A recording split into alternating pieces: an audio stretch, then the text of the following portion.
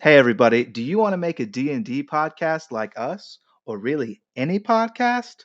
Well, then you got to know about Anchor. First off, my favorite part, it's very free. It's the most free. It costs no dollars. That's sick. Second part, you can start monetizing with their monetization tools immediately with no minimum listenership. Also very sick.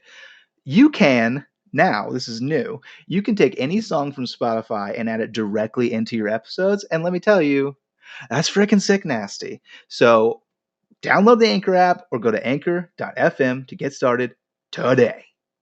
Last time on Lawful Stupid, William decided he would just go upstairs and try the door that Riz and Ryan can never seem to go into, but he was successful. Standing on the other side of the door in his pajamas was Dean. William, what are you doing here? This is my closet. Your house is in what city? One more time. The Sun Elf Kingdom? Yeah, that's right. Hey, go get the queen. He runs away, and he's able to bring back Bertrand and Queen Lizia. There's going to be a war, and we could use your people for the war. She kind of turns back to Bertrand, puts an arm on his shoulder. She says, "Prepare for war."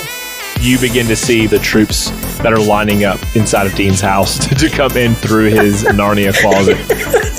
Hume and the Moon Elves march silently out into the snow toward the giant dome. We see in the darkness the Moon Elves marching east toward the dome. The two megalos sitting far off, but like massive, much larger than the tower is.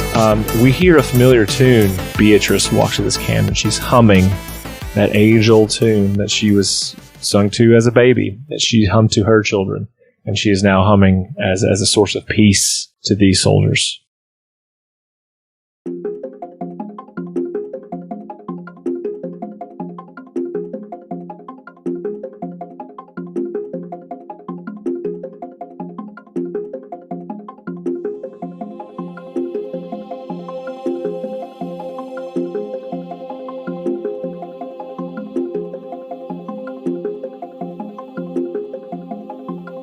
Preparations have been made. Sun Elf Kingdom made its way steadily through the door that William opened in Riz's tower, and whatever power was holding Riz trapped in the tower has been lifted.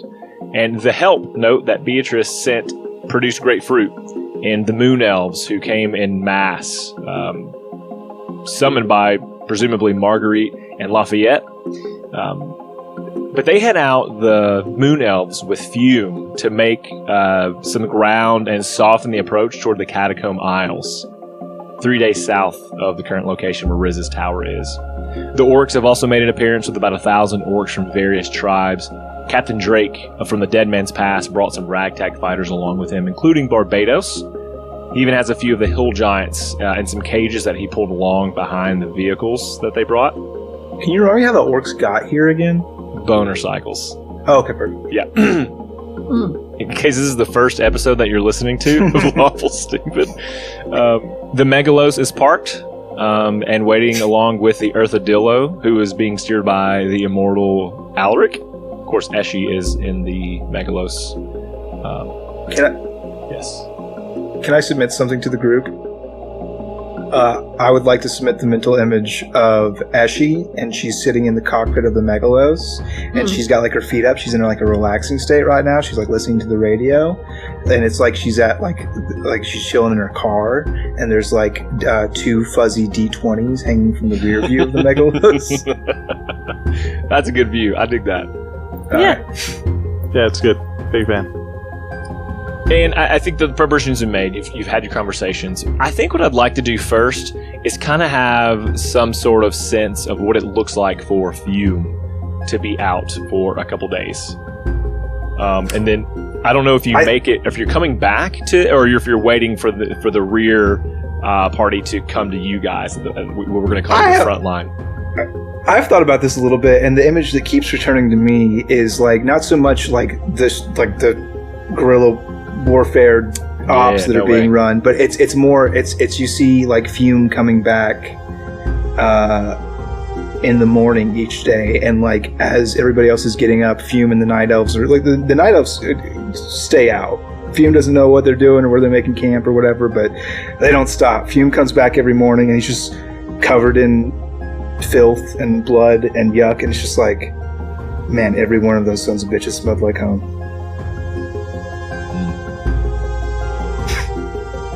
That's pretty deep, actually. It just like goes to sleep. Like, so when you say come back, you're not traveling back to the camp every day. You're talking about like when you... He does, yeah. He rests in the camp. I mean, he can't stay out for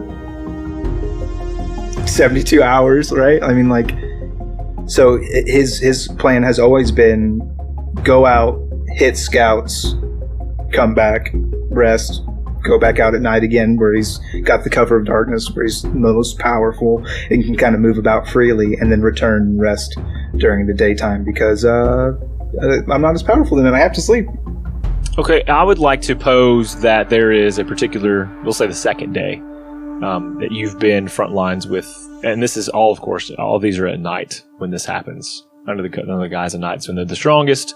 That's when you, obviously, your abilities are most effective for you. And you're hanging out with this, what you find out is one of the Moon Elf generals.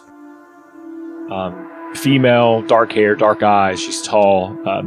Her skin seems to glow with like a red tint under this moon. Even though she's got sort of a paler color skin, it glows a red at night. She wears a silver and black armor that fits her shape nicely.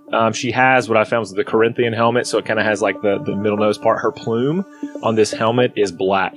What you've noticed also, several other soldiers, most of this just seeming like lower ranks, wear a white plume, and you've got some others you've seen spotted wear it with a blue or purple plume. And she talks to you and she says, what brings you to war?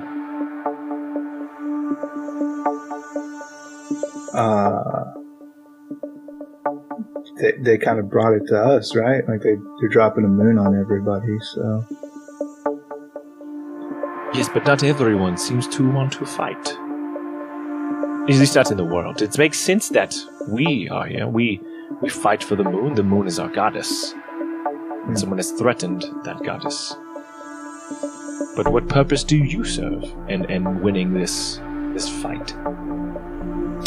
I used to serve a goddess, I guess. And then kind of a god. But now I'm really just doing it for the guys behind me, you know? Like, if I can come in here and clear a path, then the guys that come next will be safe. So that's really the most effective use of me right now. And she says, indeed, protecting what is yours is most important. These people rely on me, and we rely on one another to survive. So we will fight for one another, we will live for one another, and if it is required, we will die for one another. What do you, what do you guys believe? I mean, you mentioned like the moon's true deity and stuff. What happens if you die for each other? What happens? Do you have to, like, what happens? You go to be with the earth, or you go to be with the moon. Many of our ancestors have lived in the flowers that grow in the fields, and they are protected. And we have many of those in our own encampments. And they become a part of this earth that gives life to us once more. Some of the things that grow feed us, and they sustain us. So some of your ancestors are living in that moon that's getting brought down to us, huh? We believe so. We believe that the mother, the creator, installed us to be the guardians of the moon, and we never thought it would actually be an occurrence that we would have to fight for. Well, if this goes poorly, that will obviously be, like, pretty blasphemous for you, and obviously we'll all die, but I like to imagine that as the moon careens into me and this earth, ending all life forever, maybe I could reach out and, like, high-five your grandma or something. The thing is, the only parts of the moon that anyone ever really sees or pays attention to is the pretty light side.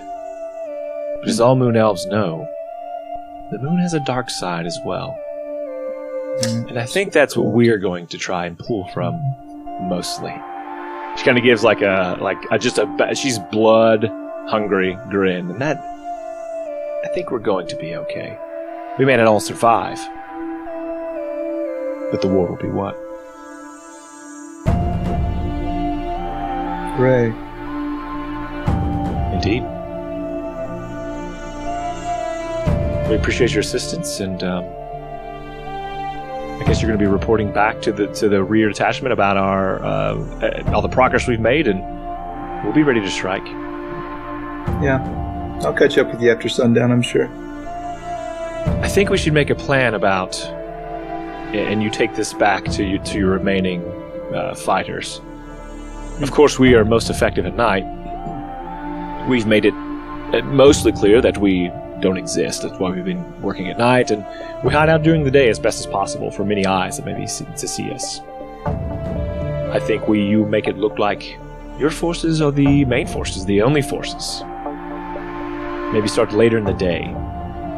That gives us an opportunity to flank around and attack at night with the main force when the enemy isn't looking at us. Sure. Okay. Just need you to pass that message along. You got it.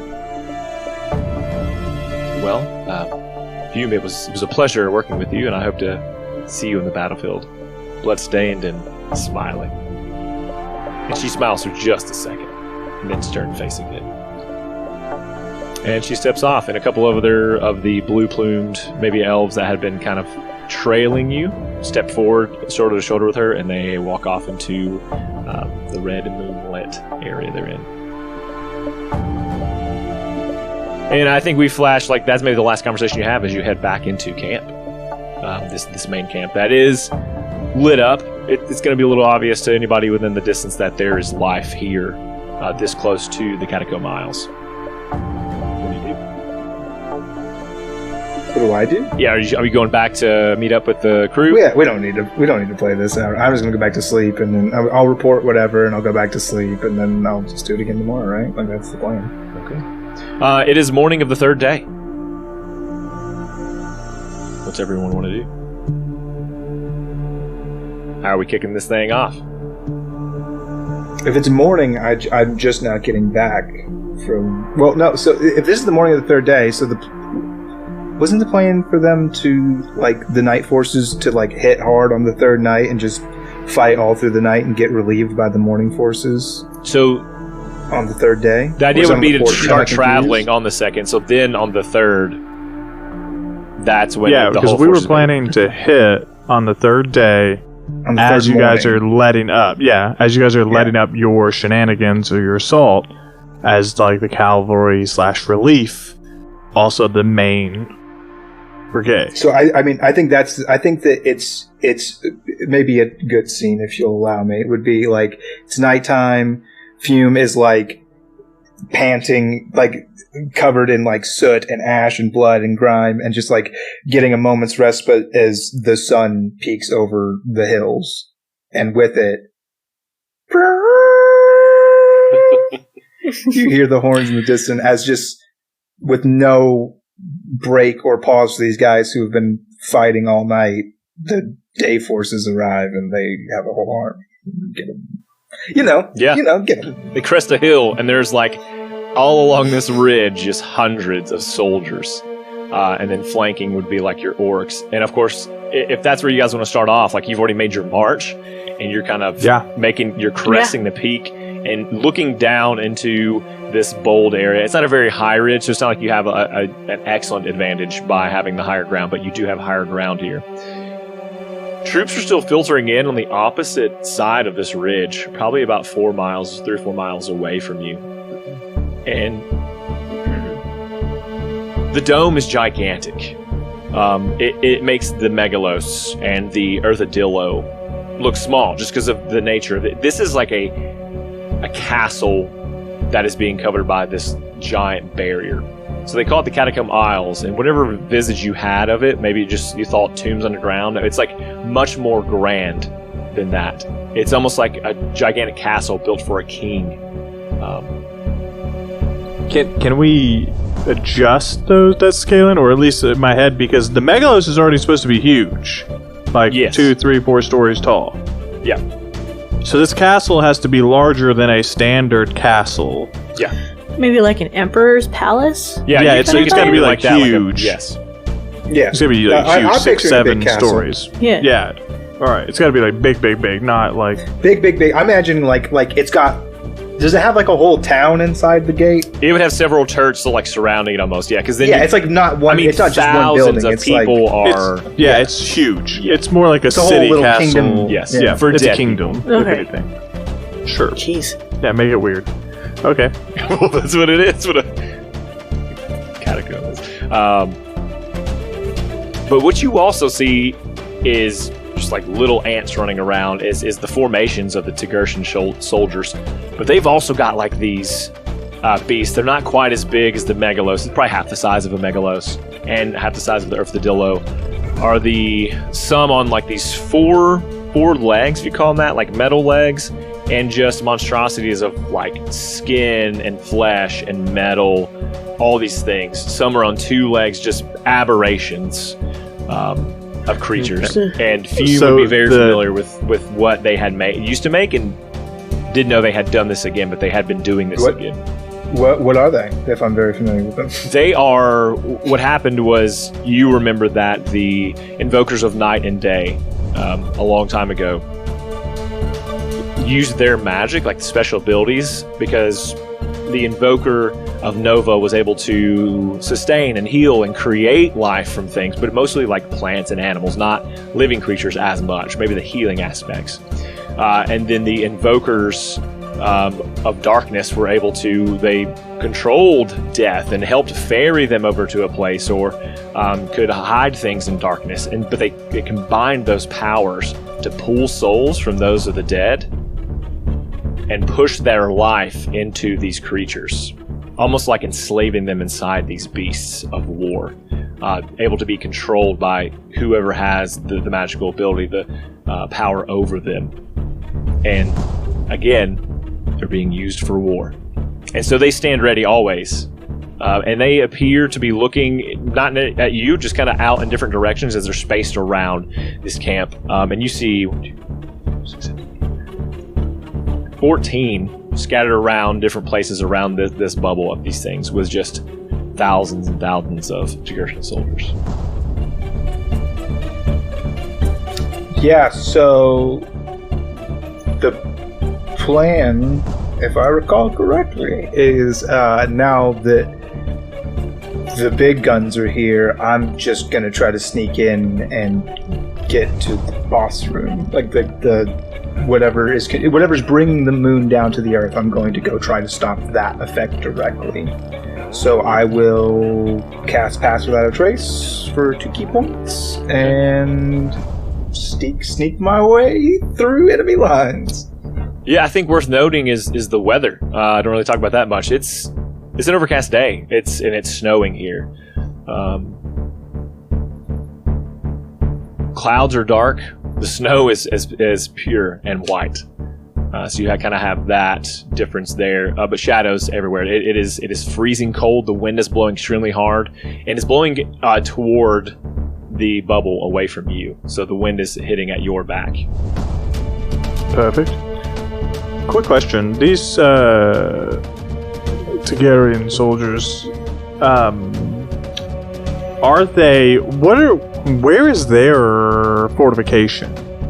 Because, like, if we're fighting them into the bubble wall, because that's how I imagine this fight is going, is that their backs are against this indestructible wall. Do they have fortifications? They convoyed here, didn't they? Yeah. We So met them if on the you're road. talking like, do they have like weaponry, or like where are they staying? Like where are they sleeping? No. in? So they beat us here. Yes. Did they set up any field positions? So they've got forward operating the only thing they've got are like systems trenches or operating dug bases? in, perhaps around this. But they've just got these just giant beasts and numbers. Yeah, so no This whole time, I mobile thought they were in structures trucks. they've put I thought they were together. in big trucks this whole time. They're I also thought on they were. I thought they were in, like, motorcycles. troop transports. I thought they were on troop transports, and then they were just like use those to make like a barricade or like. Well, that's to why I entrench wanted to themselves. check, because that was going to be very important to my strategy in But the they were a Megalones. convoy. But if they're just entrenched as GG, Yeah, they it's just not You know gonna what be great flows for into them. trenches really easily? Lava. Lava. Yep. You've made yourself a death puddle. Yeah. Okay. Cool. Mrs. B, would you like to go before I do my Zord shit? I feel like since we know you're doing the Zord shit, that's the stuff that kind of like goes out first, because she's supposed to be like in the very front with everybody. So I think after like all the big range things go, they're going in. Miss B's Okay, like leading cool. troops into battle, like the elves, right? Yeah. Yeah, that's She's like doing real shit, right? Doing real William's hanging out here pressing buttons. shit. I think Megalos is the first wave to soften them up for sure. We're not gonna bring infantry in before the Megalos. Cool. Yeah, but the Megaloses aren't going in without the infantry. Sure, but you would go first. Yeah, we got range attacks. But except for okay. Who's the fucking elephant dude? Alaric. What's his name? Hold on. Alaric. I assume, DM, tell me if I'm wrong, that the Megalos and the Armadillo have a communication of some Oh sort? yeah, Okay. it's like the mortals can speak to one another, so she's gonna have to relay anything to you that might. But she's Oh, so I gotta- Kalashtar, so she can. I gotta do tell that. Eshi? Yeah. Well, no, Okay. you're Kalashtar too. I think you'd be in range. You guys are gonna be double teaming that, so you can speak to him too. Sure. Alaric. Actually, works as an amplifier. Oh, what's going on, William? Yeah, so here's the plan. I don't know what my Megalos can do, to be honest. There was an instruction manual. Over this whole time, no one taught me. But what I will say is your Armadillo can roll up into a ball and be really destructive that way. I'm gonna need you to go do that while we're firing like magma and fire, so be careful. But I need you to hit those neo-Nazi AT-AT walker things with the 4 legs and the 2 legs. Okay. That's your job. Targets. Run over as many people as possible. Run 'em and over. and then get the big mech things out of the way. We're going to just cook everything else that doesn't stand on 2 to 4 large legs. Okay. We can do that, right, Ashley? We can do that? Well, every machine's got like its, single target attack and its area effect, and then after you build up so much energy, we got the ultimate move. That's kind of what we're looking at, but we can do lots. Lots. of Sure. damage. You would have thought we would have spent the last couple days, so I had like a cheat sheet of what I could do, but we didn't. Yeah, there's just 3 buttons Fine. you push right there. You just, when Cool. they when Single they glow, attack, you can ranged use them. attack, Yeah. and ultimate. Got it. I assume they're all ranged. Great. Yeah, we're going to just spit lava everywhere. You got your job, You're talking to Ashy? Alaric? No, no. Oh, Alaric, yeah. Yeah, I'm just gonna wreck things as much as possible. Ashy told me to. Yeah, I assume you have like 3 buttons in yours, but yours is like roll up, and then like a joystick, and then like maybe like a jump button while you're rolling, maybe. You know what? Now that you say that, that's exactly what it pops up in my console here. Okay, great. There's a button here. It's a grappling hook. It'll shoot up to the palace, Yeah? and I can swing on it like a wrecking ball. Oh, yeah, that If sounds. you guys played Overwatch, there's this character I really Very love. nice. I'll basically What an be a elf. hamster in a ball, but with guns. I do love that character. Yeah, he's a good tank. I love him. Very fun to play. Yeah, okay, that's my plan. Looks at controls, presses AoE attack, and aims at fuck off zebra. Love that character. Aims at controls at the infantry. I just want to make pools of lava and fire. So in their you can't shoot trenches. lava at this point, but you can't. Basically, you're shooting fireballs, the Oh. spell fireball, at rapid rates into.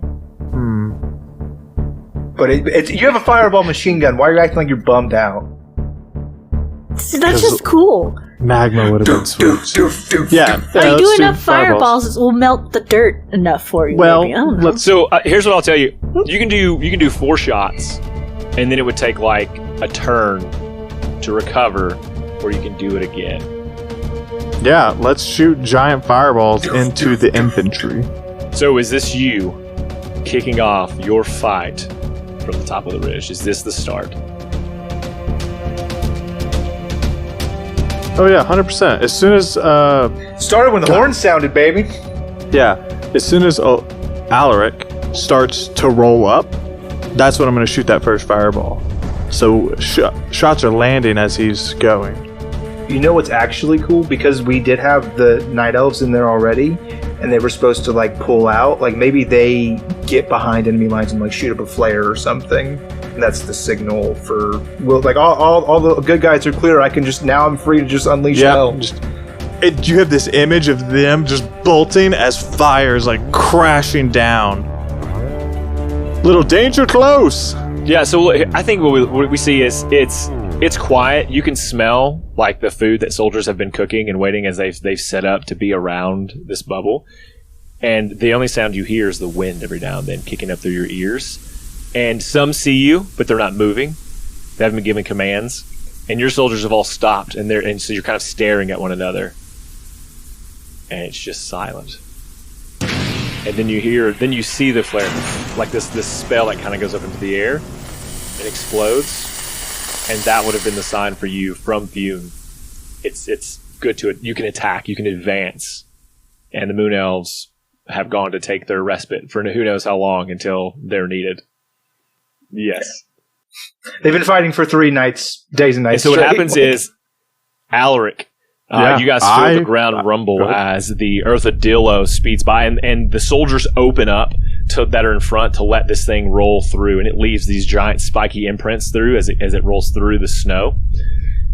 And it jumps off the cliff, almost like if it's like off a ramp, and it hits the ground. And then all of the soldiers down below, you see them all at once move to take action. And you see some that have like bows and arrows and they're lit, and some have other spells. And then you see kind of and on platforms that begin to raise around the tower, you see like wizards. At least you think they're just spellcasters who begin to throw things from that. The machinations begin to come to life and begin to whir. And it's almost like they had been asleep and waiting for this action to occur as they begin to move and shake off the snow that had been on them previously. And about 7 of them begin to advance on you. And at that time, you begin to shoot lava bombs, or not lava, because there's fireballs into the crowd. Yeah, fireballs. Now that you've explained the scenario, I would like to target the wizard towers that you've mentioned as my primary area. Out of range currently. Okay, so they're pretty far back. They're not like closer. Okay, cool. They're on like the castle parapets looking down. Like they're outside the bubble. There's no one's in the bubble. There's nobody. Yeah, the bubble is the castle's inside the bubble, so there is no fortification. Yeah. Oh, okay. That's why I was asking. Like, is there any walls I need to be shooting? There's like they have their own like metal platforms that have raised up. They brought these. Which is what I was asking they brought like about. little elevators where they're just like the boss music starts playing. Yeah, that's what I was asking about, but they didn't exist yet because they hadn't raised up for us to see. Yep. All right, cool. So I fire off as many rounds as I'm allowed to before they even see the fight starts. And you see as they hit, it's going to take out about 20 men in a radius. All those, as they hit, take out 20 men. And those men are not getting back up. So we'll count that as like, that's your move. Beatrice, what do you got going on? You see the Megalos is taking steps forward and has just shot off 4 fireballs. I'd say right in front of you, right? You're kind of like trying to clear a path. Is that what you're doing, or you're just taking out what you can? I'm not clearing a single pillar. I'm clearing like a horizontal line. Okay. I want to give them something soft to crash into, not a single line. Got it. Okay. No, she would probably lead our little group in front of the Megalos at this point. Like, as we move forward, we're just going forward along with it. So when they start coming our direction, we'll be like, yeah, no, you can't get to our guy that's destroying all your stuff. The Megalos protection squad. Basically. Hell yeah. And then I figure as soon as, like, all the clashing and stuff happens, it's just going to be chaos. Chaos everywhere. Sounds of swords. No plan survives the first contact. You're exactly right, Avon. Why even try? Just get there and get it done. Okay, yep. I'm going to say you take in, you're leading with these other generals from the Sen Kingdom right into the fray. Right kind of where William just kind of left some of those spurts of fire, and you're going to be able to get in through that. And of course, like they're basically immune to fire, so you're going to go in through that. Can you roll a d20 for me? Yeah, sure. This is just going to be. I'm going to see how many people like you're put up against. These are going to be big numbers for you guys. I got 14 on a straight D20. Okay, so you guys are able to bust through like the kind of this first hard line, and you're heading toward the trench. You guys haven't gotten to the trench yet. That is down below, but some of these people have been coming up out of the trench at you guys, and you take out more of their guys hacking and slashing. They take out yours, but some of those magic users that are on the towers are able to shoot magic into the crowd, and it's taking out the middle part. The orcs are still hanging out on the outside. Okay.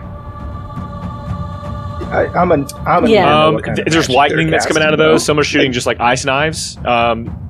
Yes, very elemental lightning, stuff that's coming fireball, out. So very elemental kind of. So that's what will happen on your turn is you're able to advance. Let's say for distance sake, people listening, how far you're trying to get, that you are 500 feet from the bubble, 500 feet, and you were able to travel the 30 that you can take on your. You can only take 30, right? Yeah. Okay, and we'll say that trench is 100 feet in. What's going to happen? Oh, Few, what would you like to do? Yeah, I'm just trying. I know you're going to shadow step, but where? I'm trying to get probably not going to shadow step because it's not actually economical for long distances. I cast Pass Without a Trace, and then I'm going to just book it as hard as I can to Castletown. While trying to avoid incoming artillery fire. I don't want to die.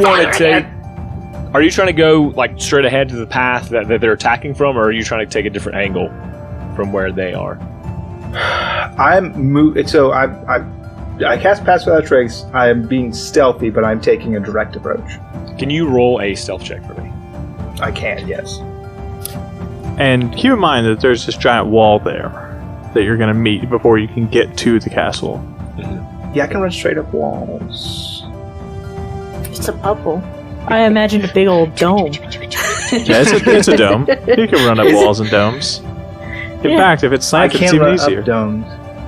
I guess you're right. But I guess I thought there would be a way in. There is, but you don't know what it is yet. Can I take a look? Can I try to figure out the way? Roll a perception check for me.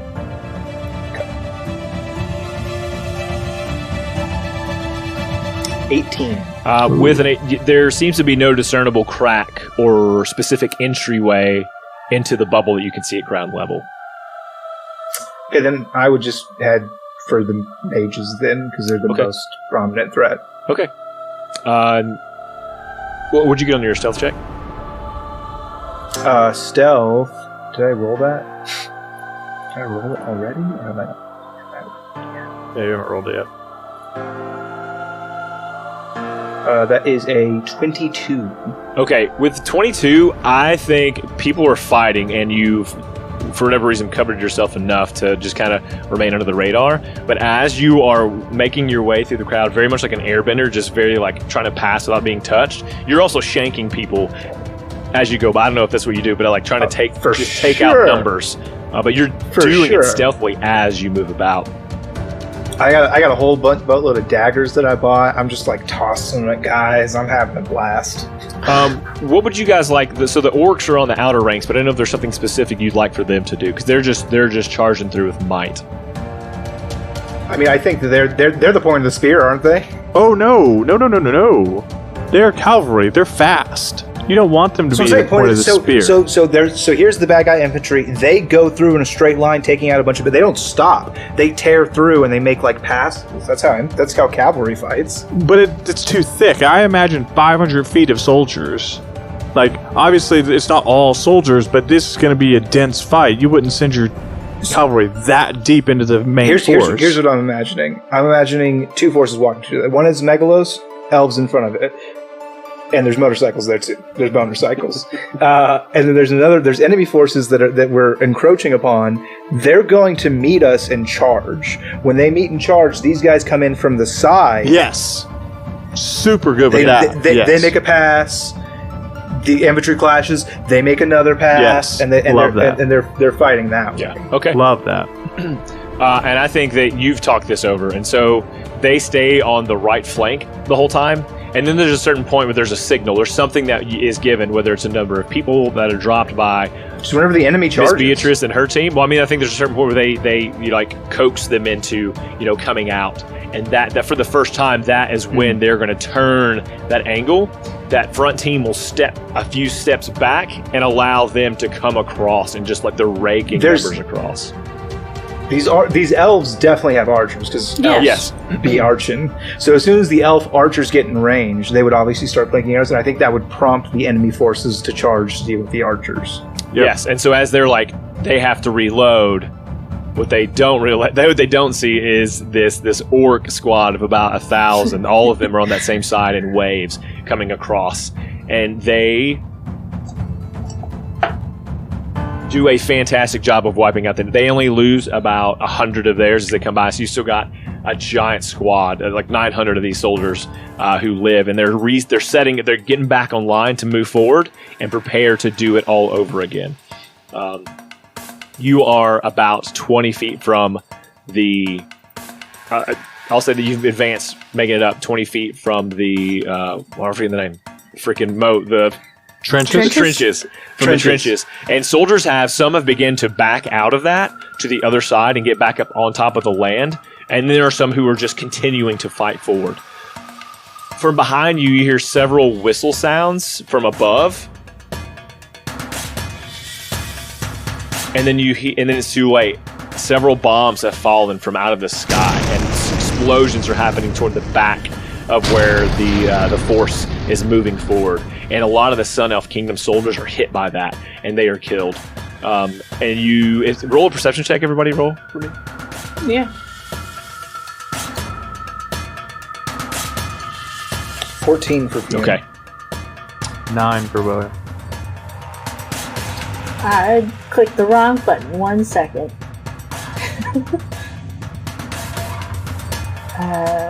That'll be a 27 for B.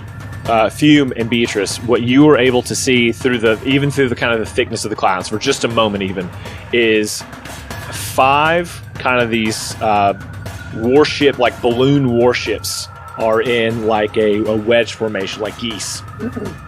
And they are making their way toward you, and what they've just done is they've all dropped bombs, and then they are beginning to turn and go back toward that bubble once more. And so they've made their pass. The wizards are still shooting magic from you, and those beasts are getting closer to you as well. They're advancing toward you, and they're about 300 feet away. And we're going to go back up to the Megalos. So cool. Megalos has these cool fireball, which are ranged attacks. So the Megalos is going to prepare an action while it moves, and when that flying V of balloons come back around, we're going to fire our salvo off in their direction. Okay, I love it. So you're still marching forward, and again, you're pretty close to the trench as well. With that being said, we're going to move down to Beatrice. What do you and your Sun Elves and the Orcs would like to do? I imagine we're still just keep on trekking, but B is going to keep an eye out for... Actually, I'll wait till next turn around. I don't think they're going to be this close, but important people, because they usually have distinctive armor or something on them. Okay, roll a d20. Looks for officers. Straight D20? Mm-hmm. This is just how well your peeps are fighting against their peeps. Nah, crooked one's fine. No big deal. 15, you guys are still doing really well. You're upper hand in the battle. You're still able to advance forward, killing more of their soldiers. Obviously, more adept training has taken place at some point than they have received. And so you're able to advance, I think, to the trench at this point, and down into the trench. If you want to go in, or if you want to, just as quickly make your way over it. I don't know that strategically what you'd like to do. Because there are still soldiers in the trench. There are some supplies down in this, like there's food, there's extra ammo, there's arrows, that kind of thing that are down in this trench. I don't know if you want to take a turn to recover those, or if you'd like to just move on beyond the outlet. You have gone already over the trench. say anything advantageous. So, like, yeah, being above ground, seeing these guys in the trenches, I feel like they would just take the shot while possible. And then, like, after some of our wave has moved past the trench, like, some of the guys from the back will start trying to, like, pick up more arrows because we need more for the guys in the back. Might as well use that shit. Okay, and I think that is when the archers will shoot off another shot. They are able to only get one or two of those wizards on the platforms, the magic users who are out there just dishing out and just taking out soldiers with every single hit. Every time they use a magical attack, it is able to kill a soldier. So they're still doing pretty well there. Fume, you're making your way through the crowd, just slashing people, staying like under the radar as chaos ensues. I'll say you're still about 350 feet from the bubble. Are you just How far away am I from the enemy wizards? They're right at the bubble, so you're like 340 from them. I mean, they are like tucked into that. Damn. All right. Let's see what we got here. Let's obviously we're going to move our full 50 feet of movement speed there. Then we're going to use our action to move 50 feet more to get 100. We're going to bonus action Step of the Wind for 150. And then we're going to action surge, movement, action, dash for another 100. So 250 feet I will close. I think that at this point you're moving so fast, you're not attacking. You are just moving through them, not touching anyone. It's like you're able to, the rain is slowly dropping, but you don't get hit at all. And that's how quickly and adeptly you do. Roll a stealth check for me, though, as we near the stop point here. I'm actually moving so quickly, Devin, I would be remiss to say that I should make that stealth check disadvantage. Okay. I mean, I'm a noticeable figure right now. I am going Mach 12. I'm the equivalent of 14 Usain Bolts. Okay. You're not on the front line anymore, so it's not like there's soldiers that are Crowded. providing an excellent distraction. Yeah. Mm-hmm. Yeah. You're moving. Yeah. I think that's only fair. So let's hope I don't fuck it up.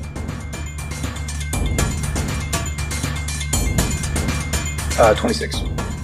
Yeah, it's great. So what you step out of is the chaos of the fireballs, soldiers yelling, fighting, going down in battle, into more of a quiet position where soldiers see the fight coming to them, but they're not in a position yet where they can go out and attack. They would just be more in the way, running into the backs of those in front of them. They're kind of waiting for their turn, for it to be their turn to execute and go and attack. Maybe there's some archers, a line or two of archers that are there, and they are focused on reloading. The guys behind them are like handing arrows to the guys who are on one knee, shooting arrows into the air. And at that point, we will roll. They don't do a particularly good job on that. It seems like either the Megalos is able to, or the Earthadil is able to send up a lot of barriers at that time to block a lot of those arrows that are incoming as he continues to make his way toward the bubble as well. Fume, you are now 100 feet, if I'm getting that right, about 100 feet from the edge of the bubble. And there are significantly less soldiers here just because they've all been kind of pushed out to be a protection layer from everything else that's going on. Yeah, I'm still trying to get up on this platform, so if you can tell me how many feet of movement that takes. Yeah, so the platforms are about 40 feet tall, and they've got, so you've probably got 3 wizards on each one of these platforms. You've got the first kind of level is about 10 feet up, then 20 feet, and then 30 feet. And I think you have maybe 4 on it. If it allows 4. There's maybe not 4 in all of them, but they kind of have multi-levels to them. So how far away is the base of the tower from where I'm? It's 100 feet. You're 90 feet from a tower, and then it is 40 feet tall up to. Yeah. Okay. But I think that's your movement, right? You can't move anymore. You've expended all that you can to get there, unless you got something else up your sleeve. No, a quick admin note though, instead of using action dashes, I will shadow step because it's 60, not 50, so I'm actually 20 feet closer. Okay, so you are 70 feet from a tower. And that'll be the end of my turn. Okay. Those warships up above have made that turn, and it is currently now, William, that you sense on your Megalos radar. Bing, bing, bing. That 5, that flying V is coming up. And so you want to aim at 1 with 4, or do you? Here's what I'll tell you: if you aim at 1 with 4, your chances are increased that it will do significant damage, versus 1 per or 2 per. So what would you like to do? Correct me if I'm wrong. You said they were in a flying V formation. Correct. Oh yeah, I'm taking those 4 and spreading it across the first 3 in that V. Okay, make those 4 rolls for me. We're going to see how much they do. What they do. Just flat 20s, right? Yes.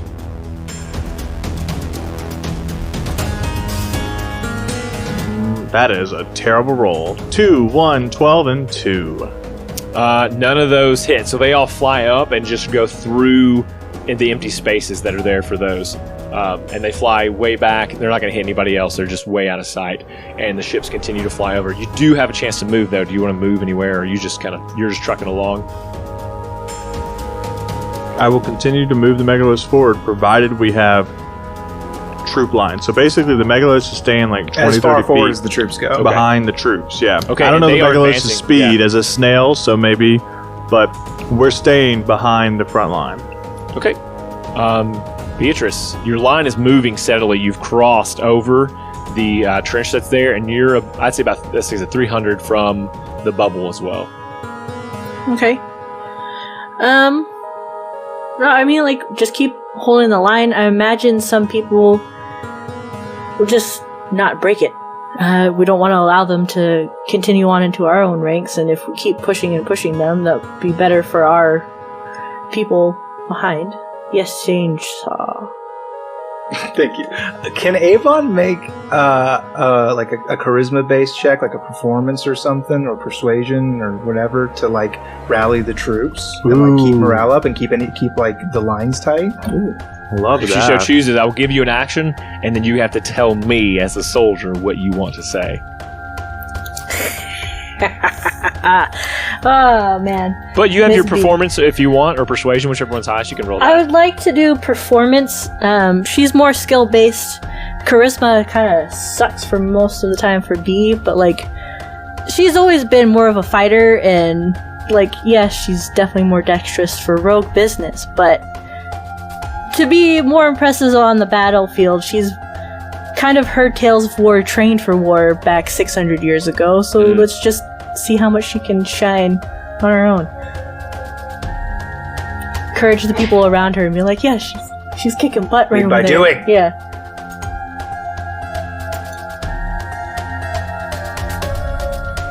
How's a 23? Now just know that Ginge is going to put some awesome music behind his wife's lovely call to arms. What do you say to these troops that are winning for the most part? Some have gone down, but the line is moving forward.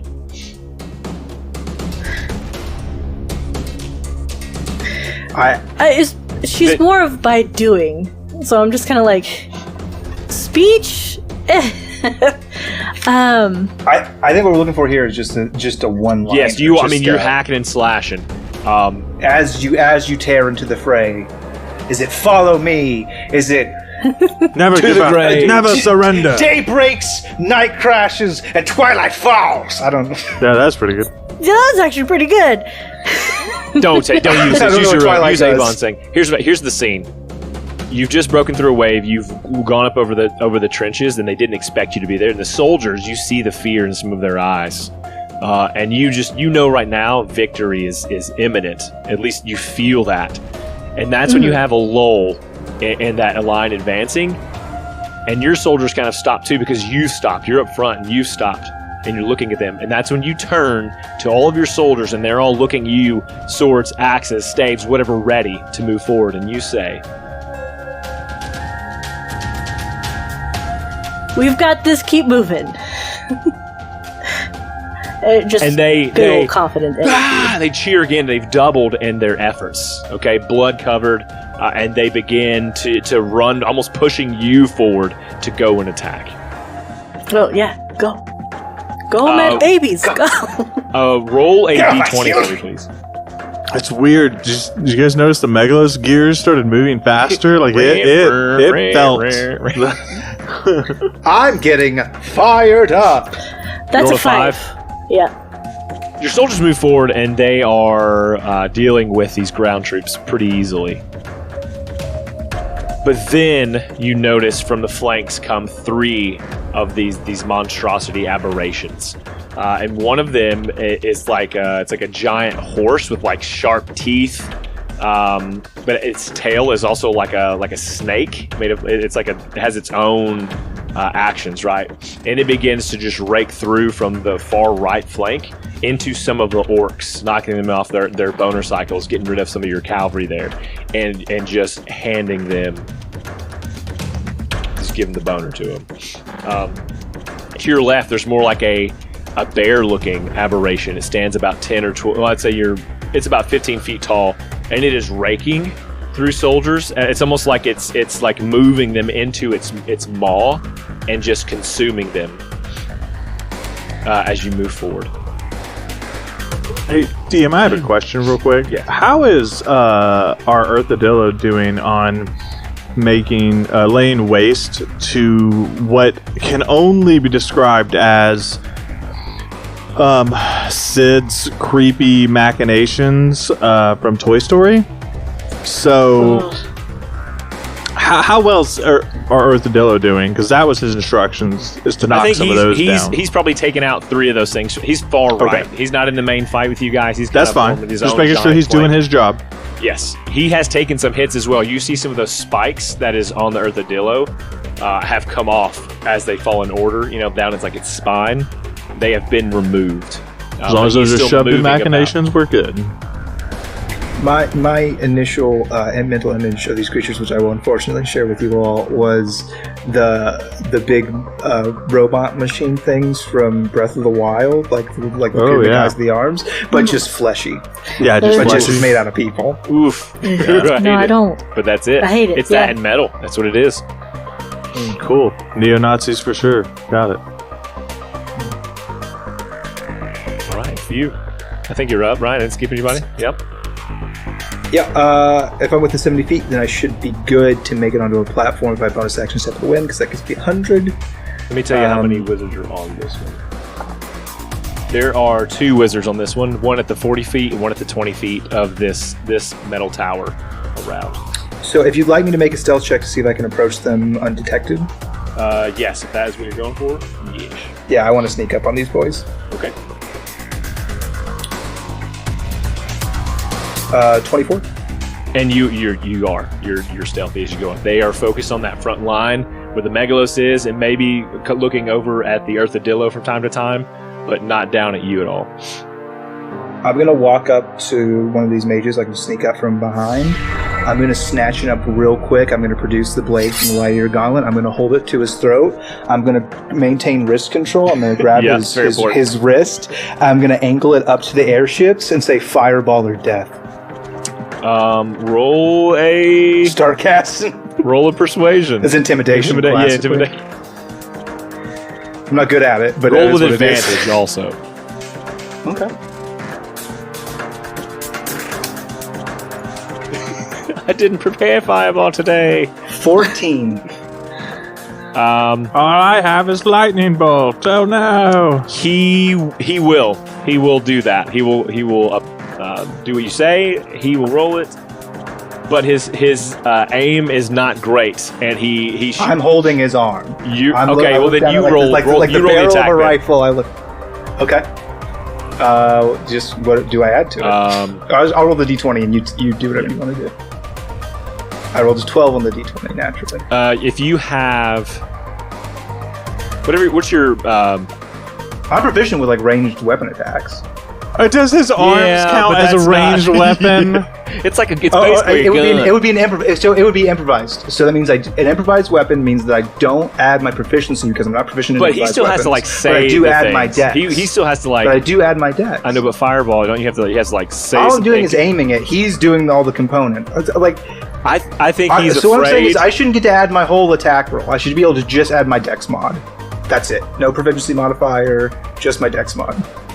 That's how you do an improvised weapon attack? Yes, but there's a lot. So he has to say it. He's also afraid. You rolled not the best roll. What is your dex mod? What is that? So it would go from a 12 to a 17. So I have a +5 dex. If 17's still not good enough, I'll give you partial. It is. Here's what I'm going to do. I'm going to give you partial. I'll meet you halfway. Because we're here and I've been doing, I don't know all the rules. So it hits, but it does not do enough damage. It catches on fire.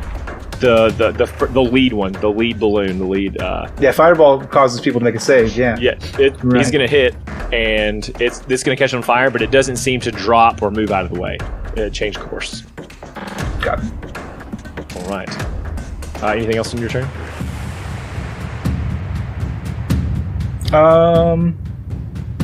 No. I think that's all action economy can reasonably bear. All right. We're going back to Megalos action. Still moving forward to troops, but you have these 3 aberrations, these monstrosities in front of you, and they're about. Where are the airships? Airships are ahead of you. They're almost to the balloon again. The balloon, excuse me. They're almost to the bubble again, and then so a full turn, and they didn't. Did they drop around on us, or did they veer off? No, they did drop around and they kept going. So, but they've done 2 airstrikes now. Yes, they've done 1 airstrike, right? I've only heard the 1. Yeah, because they're about to, because it's your turn and then their turn. That's what I was hoping. Great, so that means they're getting closer. Yes. I would like to ready my ranged salvo for when they are as close as possible. I don't give a shit if they're like right under me, provided my attack can actually shoot directly up if needed. If not, then I have to account for that. I basically want them to be as close as possible and to hit as many as possible. Because last time I fired when I could see them. Rookie mistake. This time, they're coming at us. If they fucking explode above me, it is what it is. I'm in a Megalos. Okay. They can't fire until you can see the white of their eyes. Exactly. Right. So ready an attack as you move forward. I'm readying the range salvo for when they are as... I gotta be careful about this. As close as possible.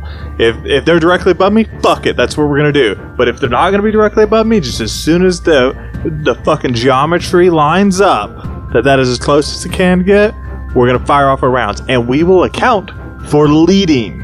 Because if these things are moving faster than I think they are when they get close, we're gonna lead them a little bit. Okay. Got it. Beatrice, you've got these monstrosities down, and they're encroaching on your territory now. I would say, like, they're the thing you've got to deal with on this turn. There are 3 of them. Sweet beans. I want Bee to take a few of her more dexterous bunch that have been fighting alongside with her, and then try to get to one of the machines. Find wherever the weak point is. I don't know where my other hard hitters are, but we need to AT this shit and get some rope? Just figure it out. Yeah, there is. So to your right is the deer creature, the giant deer creature. To your left would be the giant bear creature, and kind of directly in front of you is like a giant spider-looking creature. I want to get rid of the spiders because that's scary. We're heading towards the spiders, and if we can figure it out, then we can at least shout it to the others as they keep on doing what they're doing. Okay, so what I'll tell you is, as it's advancing towards you, it almost has no concern for the Togerson soldiers. Its feet is like blades, and every step it takes, it's like impaling 2 or 3 of them as it walks. And you'll see that after a few moments, after it stops, its back legs kind of shake those off, and then every other turn, the other legs shake off the people from those legs as it continues to march towards you. Dwayne, you have your hand up. Can I see if when they crunch their own people that souls are going into those machines? No, you don't see that. Oh, thank God. That process is not seen by the human eye. It's definitely occurring, but you sweating because you can see death. You can't see the wind, but it's there. So, Beatrice, what do you want to do as it moves towards you? Man, that's a spooky thing.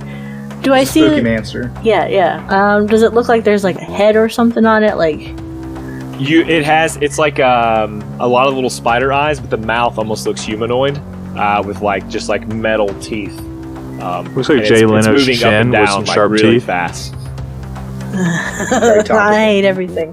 Very relevant in the year 2022. Yeah. No, I'm gonna pick up one of the fallen swords and try to jam it in the mouth. But like, we're gonna attack this thing and see if we can figure out at the joints. Like, Bring where, it down. So you want to attack specifically where? In the joints of the weird spider creature. Okay. I can't tell you how much the image hurts in my brain, and I don't. Are they like elbows or knees? Yes. Stab. Roll a d20. Okay. That's a 10. Do I add anything to it? No, what I'm doing with these rolls is we're just determining. It's just kind of like your group versus their group, and then I have a number kind of set for each group. Soldiers are much lower, aberrations a little higher. On this particular scenario, you move in to start taking out the legs, and you find that attacking the legs does no good, and it begins to pincer all around you. I think it cuts your left arm pretty bad, and you're going to take 30 points of damage on that. Jeez. But all of your comrades around you are dying off quickly as you like slid out of the way underneath it and are laying underneath its belly. Can I stab it underneath the stomach? I know there's Do you nothing. have? Yeah, you know what? I'll give you that. You have one attack you can do as you're underneath it if you want. Yeah, in my head, I keep seeing these things as bigger than they are, but then I was like, oh yeah, she could totally do that. No, I gotta. Yeah. Just straight, like. What are you attacking with? I imagined it would be like she would pull out her magic every so often. So it's like she has her light blade every once in a while. This seems like one of the times to like just Okay. bring it. 21 to hit. Yeah, you will. That's a good hit.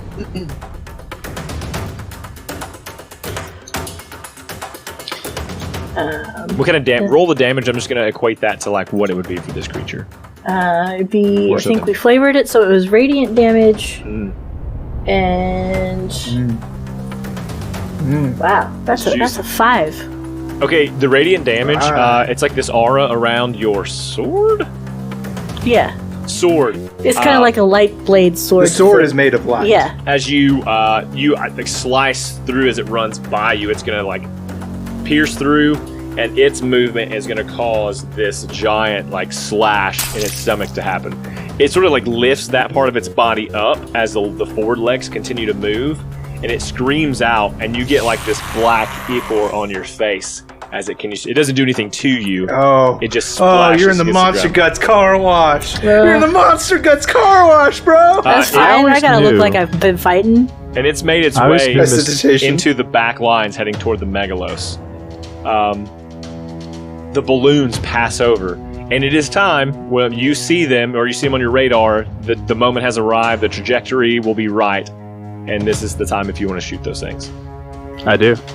Roll 4 attacks for me. Again, you're trying to hit one for As one? many as possible. Let's do Well, this. so- Let's do this. Well, hold on. Let me ask this question. How dumb are these fuckers? Are they still in the same formation? Yes. Yep. Okay, they're pretty fucking dumb. Then I want to spread this as evenly as possible across their formation. So Right, wait, the move hit you're the using, center. it's not fireballs, it's something else, correct? No, Or is it's it the fireballs. fireballs? I have Okay. 4 fireballs Yes. that you're telling me I can shoot. Yep. Do I have more moves? Because I have a single target, AoE fireballs, An AoE. and then an ultimate move, which I feel like it's too early I to use think- the ultimate. I think you've waited long enough. You have that second button, and what it is, it's like this giant, like U-shaped, almost like a fire blade, and it is a line, a direct line. So anything in that path, it's gonna cut through or catch on fire. So I think I'm ready to hit this button, shoot my 4 fireballs, and it's. Oh, that seems like that's good timing. All right, ding. And you hear actually say, "Don't press the red button." Too late. Too late. They're all red buttons. What you do is that thing shoots, and you were maybe thinking same time as fireballs, and it doesn't. It fires off, and it hits 3 of them, and like explodes those balloons, and they begin to arc down toward like where the good soldiers and bad soldiers are meeting, and they're coming Yep. down into both armies. and you see left flank, right flank, and you see the two aberrations that were there get hit, and that just kind of giant area, like a 60-foot radius, everything is put down. Shit. And the one in front of you, the spider has just gone on, and then this thing crashes at the feet of the Megalos. It misses Avon and her crew, but now there's kind of a gap between the Megalos and that front crew. The two will drop bombs. Wait, what about the damaged one? Is it still damaged, or did I kill the damaged one? Yeah, The one that I set on yes, fire. is damaged. It's gone. Those front three are gone. So now there's Okay, just the two. so I very hit one of the back damaged lanes. ones. Lame. Yes. They drop bombs, and they are able to take out about another 100 of the orcs from the right side. So you're losing them pretty fast, especially with aberrations there too. Okay, we're up to a few. Yeah, I'm going to toss these nerds off this platform. Okay, I'm done trying to use improvised mage weapons. I'm tossing them. so you're just like tossing that guy, moving up, and like kicking the other one off, right?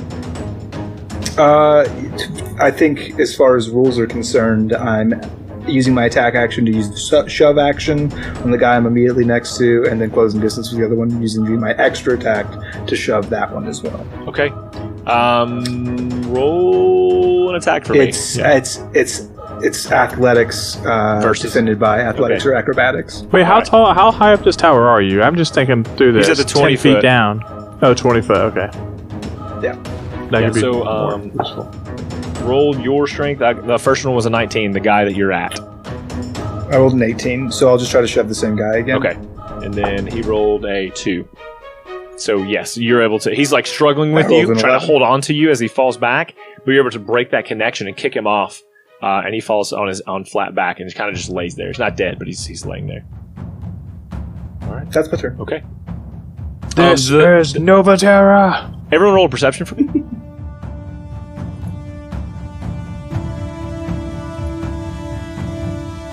Natural 20 for a 23. 7 for an 8. 24. Fuma, what I'll give you, you're closest. You don't see it, but you feel the heat coming off the bubble behind you. As, like, for some reason the snow begins to stop. And the clouds begin to sort of dissipate and move away. And what you noticed first was the heat of the sun on your back and caused you to turn. And you see that the bubble is glowing a little bit more. And then you guys will also see the same thing, that the bubble is beginning to glow a bright blue. It was kind of like a pale blue. You can see through it. You know, it's luminescent. Or whatever that word is. Translucent, is that the word? I think it's translucent. Translucent or luminescent. Whatever word means you both can the see word. through it, but it's kind of like foggy. Oh, Transparent? Transparent, yeah. And then it becomes a very like bright blue and harder almost to see inside. Fume. As you turn to look in, you see this white dragonborn that you've met several times before, floating kind of above the highest point of where the castle is, still inside the bubble. And she makes eye contact with you. And you hear in your head her say, "I knew you'd make it. Time to end this." And she begins to fly toward you. And then we're going to be back up to Megalos. And as she says, "That doesn't look good. Maybe we should speed things up." Uranus name. William looks at the control panel expectingly for a new ability to pop up. And she says, no, I control the speed. Remember, you're all the action. That's how I got us here. Okay, great. You say you've done a terrible job. Nice and slow. Alright, so I've got single target attack, multi-attack, and ultimate. Was the laser the ultimate? No, that laser thing was the second attack that you got. So there's like the fireball, like onesies. Then there's like the line attack that shoots out, and then you haven't used your ultimate yet. It is not glowing yet. Oh, so the line attack is more like a single target attack. It's just a big single target. It's just what it, No, what, it's like infinite damage in a straight line. Destructo disc. Okay, cool. Destructo disc, yes. You described it as U-shaped. There's like a Mega Man where you like use a sword Yeah, and yeah, shoots similar to- like a sword beam. Yep.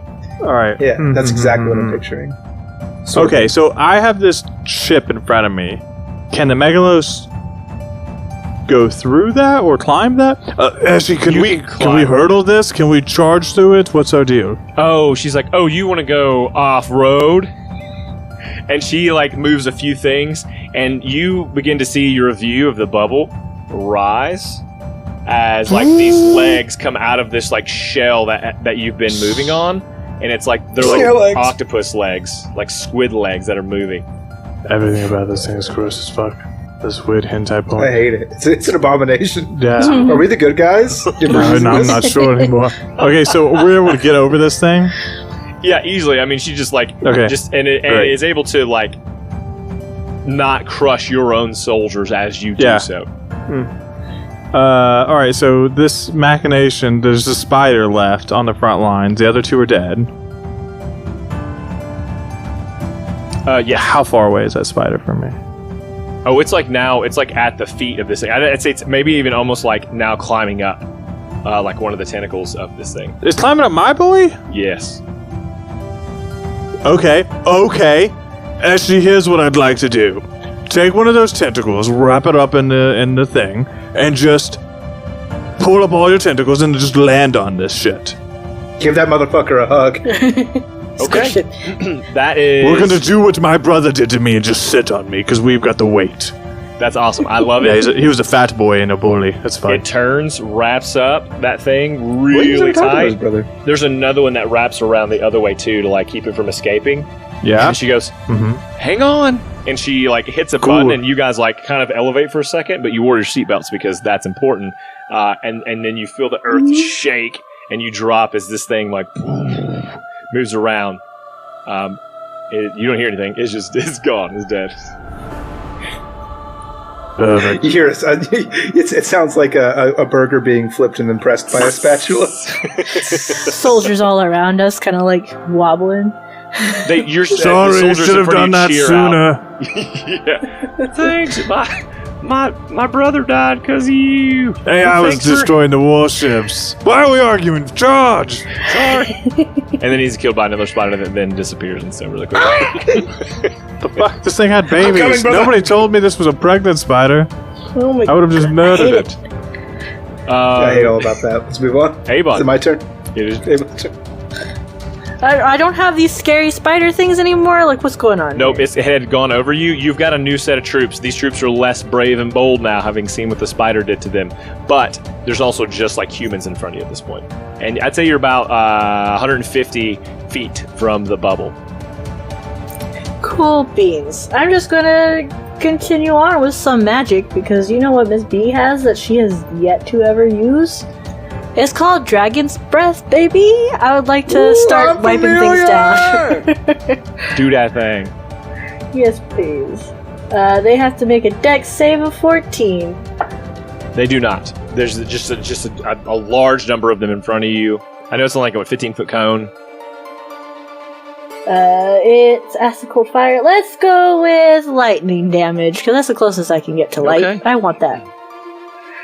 Plus, if they're in armor, that might shock them a little more. I don't know. Can't they just do radiant because Miss B's got a scale in her tummy? I would like that. Yeah. What do you call it? Alright. Yeah. Light bread. Doesn't matter which one. I imagine it just vaporizes people. Like you're just this pure energy. It just redeems them in the eyes of Christ. It just washes away their sins. Good luck. They convert to They're our Targaryens. side and they start fighting their own. Yes, immediately they turn. That will be 15 points. Yeah, you are just raking through kind of these soldiers. These are like archers you've made your way to, right? They were that kind of that middle line. They're not skilled with swords, and so you. I wasn't made for this. And they don't even have this heavy of armor because you weren't expected to make it this far. And you kill my guys. group of them in front Let's of you. wipe them down. Anything, magic, whatever. We'll start moving on to different tactics. Fuck the swords. Magic it goes. Fume, I'll let you go. Thanks. Before I I'm do gonna knock this other guy off the thing. Okay, so you moved up to the top. You're going to toss him off. Strength check. And 15. I got a 9. I do it again. I got a 9 now. I got a 10. Team Rocket's blasting off again. He falls 40. He's dead. You see him as he hits the ground. His body contorts, and he does not get up. Anything else you'd like to do? No. As you are... Oh, wait. I forgot I was just challenged by a god. Well, like, you've made your way up. She's still... It's a good distance. She's, like, hovering toward you. So you're going to make that Is this action. the last magic guy, or more magic guys? On this tower. On this tower. Yeah, there's a bunch of towers. There's a lot of I towers. was talking about this tower specifically. Yes. Okay. So you're standing on top of so this tower. now I have the tower to myself. Yes. And I'm good. And she's peering at you. I'm just going to look up at her and wave. And she's she's moving forward. And she gets to where the bubble is, right? Because it's only, it's about 10 feet. You could reach out and touch the bubble if you wanted. And she gets to the front of it. And she says, "Where are your friends?" I mean, That's where William shoots the fucking U-beam right at where she is from an angle. Okay, you do that. Fume, roll a dexterity saving throw for me. No, at an angle. I don't want to shoot directly. If Fume's going to be directly on his side, I don't because imagine. I'm on top of a tower and you're on the ground, there is no angle, I think, in which you're going to be able to hit her without either hitting me, grazing the top of me, or knocking the tower out from under me. I don't love either, but I'll make a dex save. I'd rather knock the tower out from under you, honestly. All right, well, I got slow fall, I guess. Fuck it, YOLO. Yeah, I mean, it's like pure crazy damage. I've already said it. I got to commit. I didn't realize it was in a straight line, but yeah. But So you're going for the tower then? no, I mean, I'm going for this white dragon. Okay. Right, Dexterity because he's save. on the ground, I'm just saying I don't think there's an angle. Right, because even if I he's don't know how above, it's tall the still down. Megalos is or where it Yeah, shoots I don't have really from. any of the pictures of Megalos that I is would like need to do 60 this feet tall math. when it's So standing then in I'm shooting octopus over mode. his. Yeah, the tower's only Oh, 40 but I'm feet not tall, an so it's octopus. taller than the tower. Yeah, so I stand at But if they're octopus here mode, and she's in shoot. front, it's still to come from down would have to. I mean, you might be able to graze It would over be actually. It would be a slight downward angle because it's Yeah, it's exactly. over a great distance. This thing doesn't have. It doesn't adhere to the laws of ballistics. It's not going to fall. There's no Coriolis effect coming into play. It's a straight laser Actually, line. I've built this encounter to be very specific and related to the laws of how Novatera turns. And Oh, In damn. fact, it perfectly curves and curvature lands of directly where you were Actually, standing. no, he's You know how big so, Novatera is? The curvature could be insane. It's like it could be the size of a golf ball. You don't know shit. Let's talk about curvature. That's true. I think we'll let that happen. So it goes over your head, but you feel the intense heat as this gigantic wave. It's so the beam is so large. It's moving slowly, but I don't know how to explain slow in a fast way. It's that beastly. Yeah, it's scary. That's- You're like, that it's- seems slow. Shit, it's fast. Oh, it's like an airplane compared to a bullet, I guess. It yeah, hits the it's tower. real fucking fast. And the front curve kind of wraps around. It bends the other way around the tower, and then the bubble. Excuse me. the bubble And goes over it and dissipates. And you see Nova smile, and you hear her say in your head, "Nice try, William. You'll have to be a little stronger than that." I'm not. That was really my best shot. And she says, and she'll respond. No, actually. So then it's her turn. She says that, and then we're back up to William. You did your thing. As what reaction? I did my What was the beam. reaction?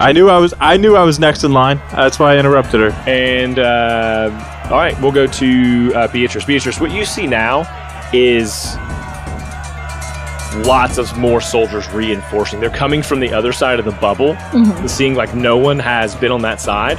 So there's been a call for them to reinforce this front side. And so all the progress you've made seems to have been staunched now by this influx of soldiers that are almost so tight you can't get through. You're only about 100 yards away, though, 100 feet away. This is your one last chance to kind of bust through and kind of make it through before everyone is able to dogpile and stop you just by sheer numbers in front. This is the bulge, as it were. Yes. An update on the Earthadillo. Almost all of his spikes are gone, and he's slowly rolling to the outer rim of this place to try to come back and convene with you all.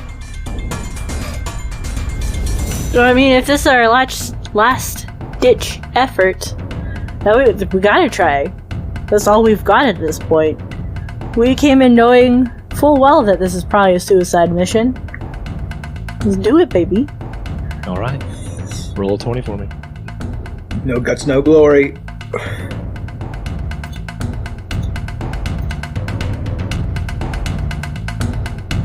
16! Not bad. Not bad at all. Here's what I'm going to give you with that. You turn and look at your soldiers that are in this fight with you. I'm going to have you say something else, whatever it is you want to say then, but like they see the sheer numbers. And they're calculating in their head. They're warriors. Most of these people fought in some sort of battle at some point. And they're willing to fight, and they're willing to die, but they see the numbers, and the looks on their face say, like, this is never going to work. What do you say? We can't let the moon fall today. As you turn around in a very Avengers-like moment of safety, these like doors begin to form in front of you, and it looks like the doors from the KNG, like the kind of the doorways, and you begin to see agents coming out of these doors toward the enemy, and you see like the number 2 for the initiates, and you number 5, and you're recognizing a whole lot of these individuals. You've got Dr. Enoch himself, the elf barbarian who helped you in the snow trials, and he looks like large, and he comes out and he begins to just tear through a lot of these Tergertian soldiers. Black tendrils are escaping from him, throwing lots into the air. You see Surtik, the Asmor paladin who helped you on the train with the bandits, and he is just raking through this giant sword, each time finding purchase, felling soldiers along the way. You see Agent Tolbell, who was attached to you during the games that you brought back to the KNG. Seemingly young Furbolg, who carries a much too large sword that's glowing, and she begins to swing it with all her might, having it fall to the ground each time. But there's this much larger ethereal figure that seems to be using the same sword as she is, and like guarding her from the back, and they are just turning and fighting as they move through the field. And many more soldiers with many more abilities come through. And then these portals begin to disappear. And then an individual steps out behind you, Beatrice, and he says, "Hey, I brought a few friends. I figured you'd want to have some help in this party." About time, Breeze. And the tides begin turning. The fear that were on they are renewed in their strength and their fight to get to this bubble. And you're able to make your way to the bubble, Beatrice, and the Megalos in tow. And Fume, what are you doing there? Did you see this now happening? I think that this is a little moment for Fume to talk to Nova. Who is that? She's still there, right? She's kind of just like hovering in the bubble, like right behind you, like just waiting. What's up, Nova? It seems you are more resourceful than I thought. No matter. I got a deal for you. Go on. If you put the moon back into the sky and stop waking up sleepers and just go home, I promise I'll do everything I can to help you open that door and get to your boyfriend. You can't help me. The only one who can help me is the one who hasn't shown his face yet. My father. Mortals are of no consequence to me in their deaths, and eventually he will have to show up, or we'll all be gone. Right. But there could be another way, right? We could do it together. We could figure it out. Mortals and gods. Working, maybe that's what he wants. It's just for us to stop fighting and work together. I worked with that fool Rod for many years, and what you see before you is the result of an unsuccessful attempt. So now, I'm trying it my way.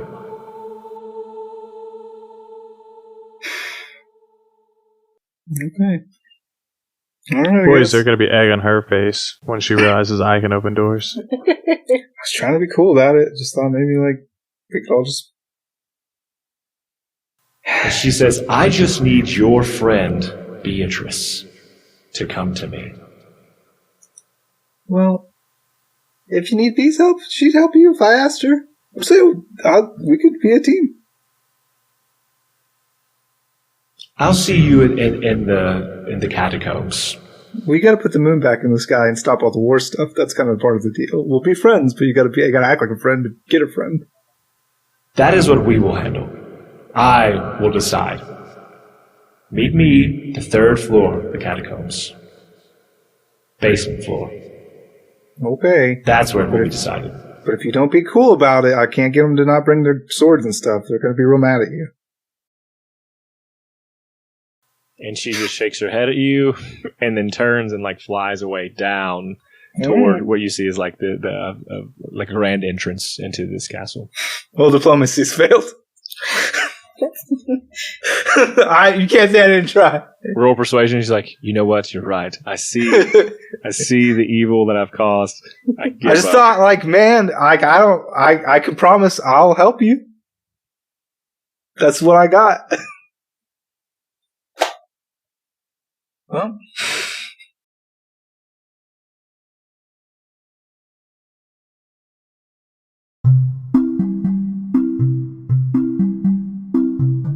One thing we love at Lawful Stupid, among the other things we love at Lawful Stupid, is spreading the word about your business. Or maybe you want to tell your sweet, sweet grandma that you love her for the world to hear. We want to give you that chance. If you're a business and want to get your services on the air, or just want to tell a loved one a personal message, head on over to lawfulstupid.org/message in a bottle. There you can take around 250 words to say what you want. Business ads are $20, personal ads are $10. Tell the world what you have to hear with Lawful Stupid's Message in a Bottle.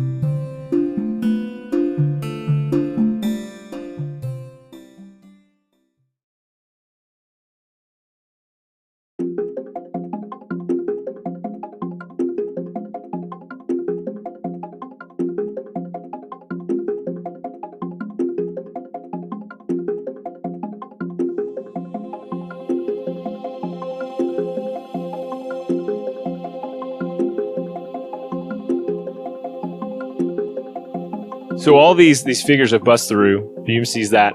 I'm going to say you guys make it to a spot where they're just clearing it out now. So it's like you're able to get to the bubble. Megalos is there. Your team is there, and they've cleared out kind of a spot. And the army, the Togurshan army, has kind of backed out for the moment because they've had their numbers either met or exceeded. And but you've still got skirmishes that are happening on the outskirts, of course. Like the orcs have not given up. They will never give up until they're all dead. I won't stop them. Well, diplomacy's failed, so we're not talking this out. Question. Two questions. Question one, did those portals come from the KNG directly? It's safe to, I think, assume that. They look familiar, kind of like what you've used before. Well, I'm asking you, the DM. Do those portals come from KNG HQ directly? Yes. Where's all the scary things? Okay, got it. As long as they're on your radar.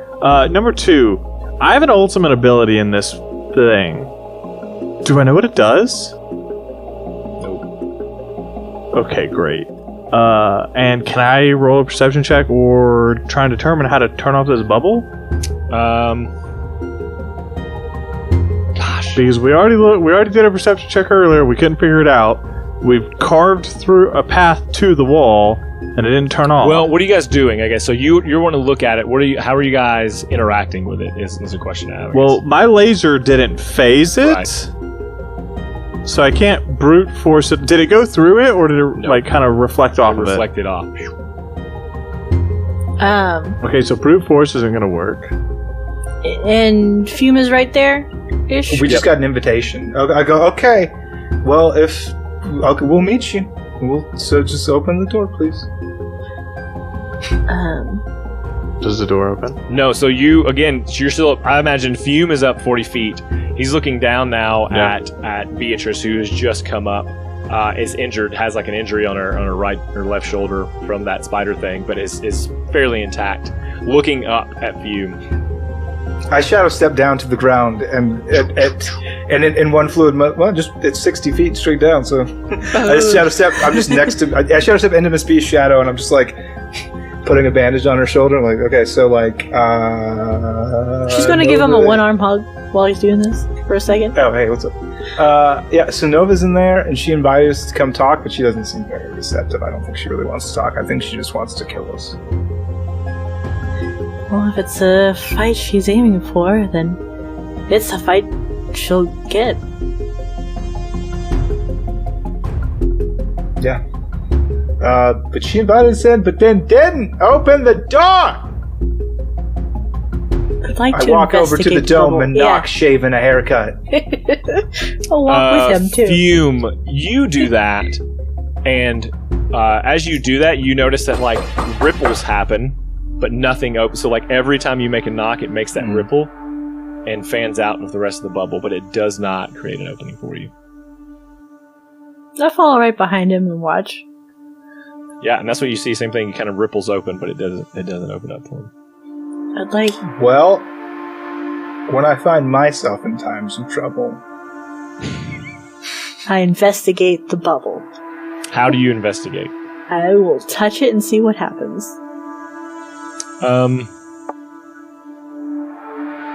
As you touch it, you expect like to meet resistance, and your hand goes through. Oh boy, I thought I was going to get shocked. That's much better. Okay, so if we hands across America, every soldier in our army, then we can walk through.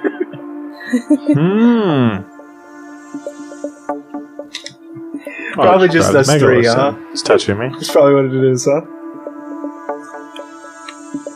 Everyone who has a scale. No, my knuckle bounced off of there. It's just Miss B.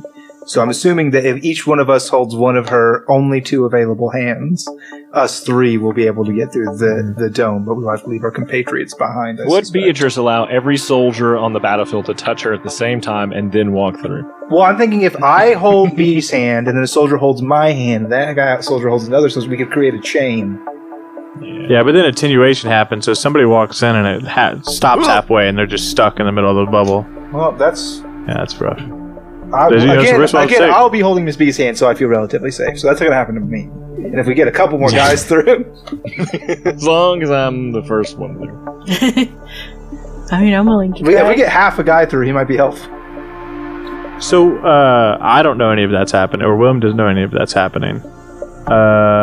Is there still fighting going on, I assume? I'd say probably 60 and 70 feet in almost like a bubble around the megalos. Well, while they are sorting out this mystery, I'm going to use my AoE attacks to soften the Gershon's lines.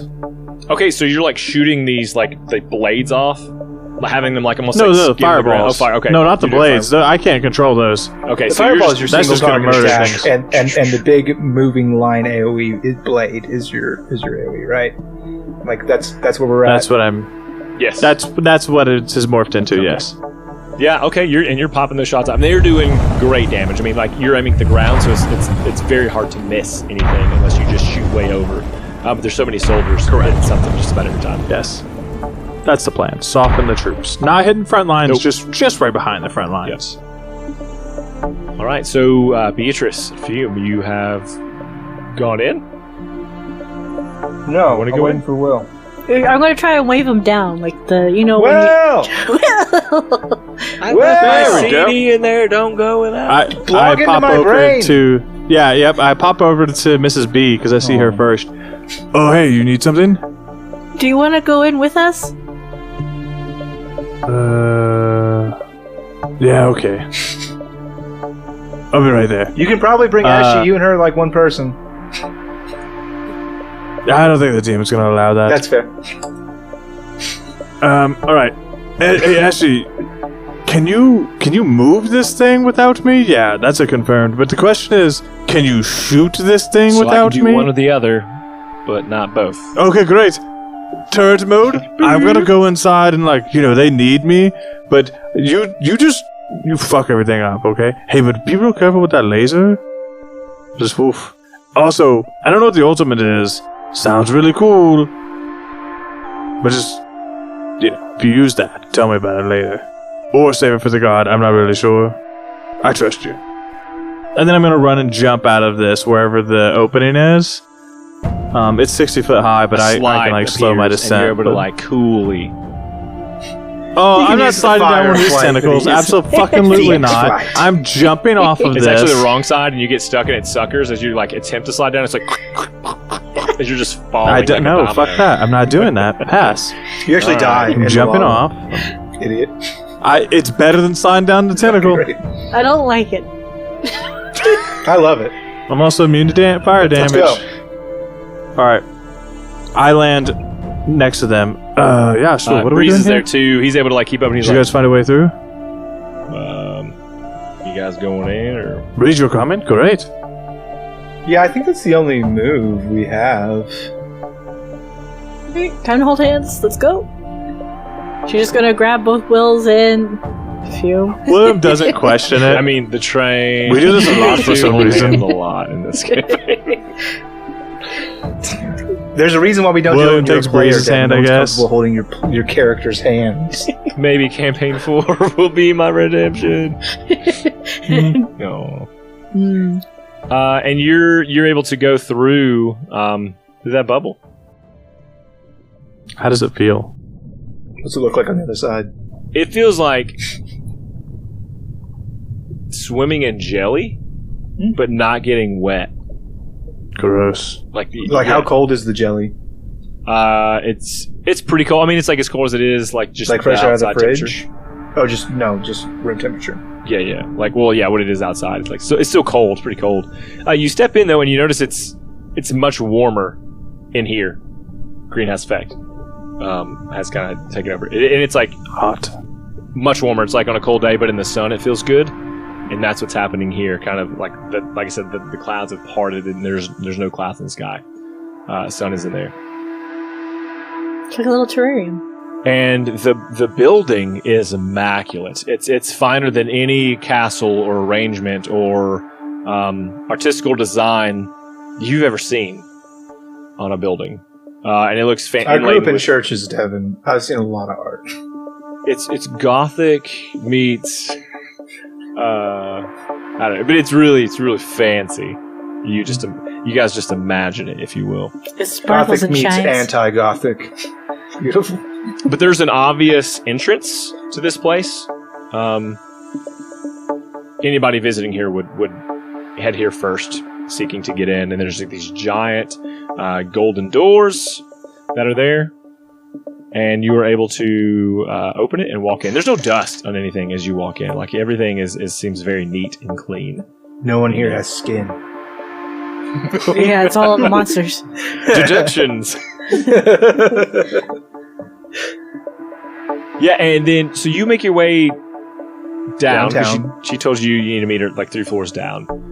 There are these coffins everywhere. They're all very different in how they look.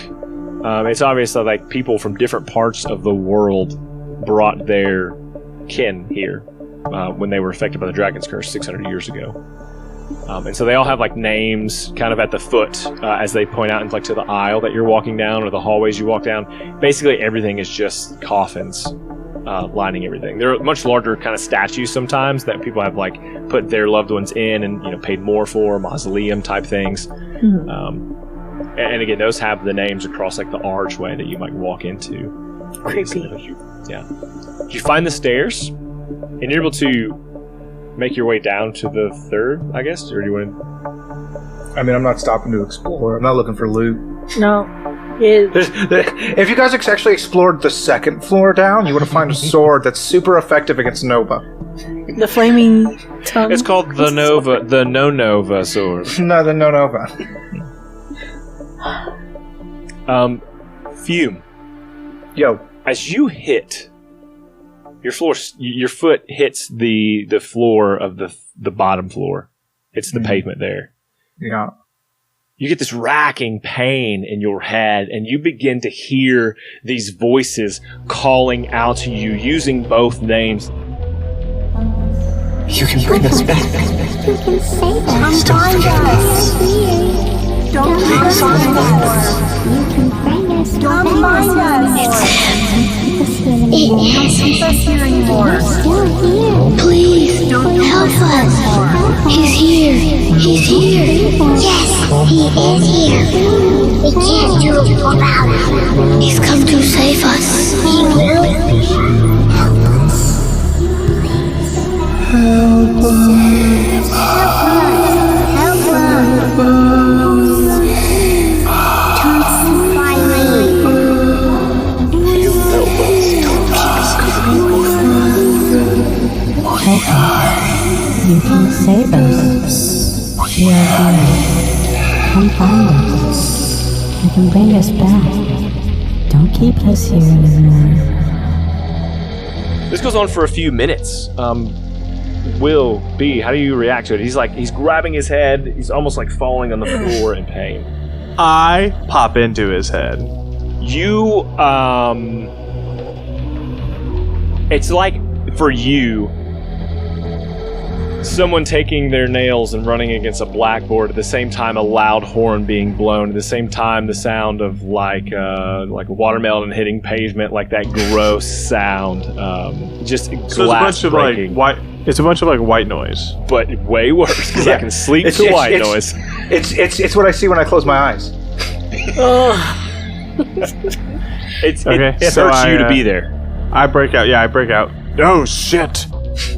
That's not good. I already imagine I Miss shake B has it already violently. like gone in to like touch their shoulders just to be like, hey, is everything good? What's going on here? I think the pain is pretty ridiculous. I think Fume's like smashing his head against the wall, like very much in distress. Like you've seen what happens when somebody casts Crucio in Harry Potter. Oh. It's like that. As Beatrice reaches out and touches you, it begins that those noises and those voices begin to fade from you slowly. Probably over the course of 2 or 3 minutes, it seems quiet again. Never let go. I think I'm okay now. She'll kiss his forehead. Good. Let's keep going. I have been kissed before I died. Hooray for me. Podcasting in.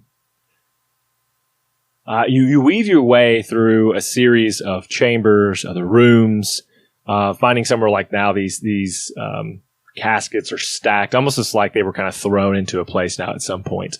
Not even very well organized. There's not names now that are on some of the feet of these things. It's just like, now they're wooden.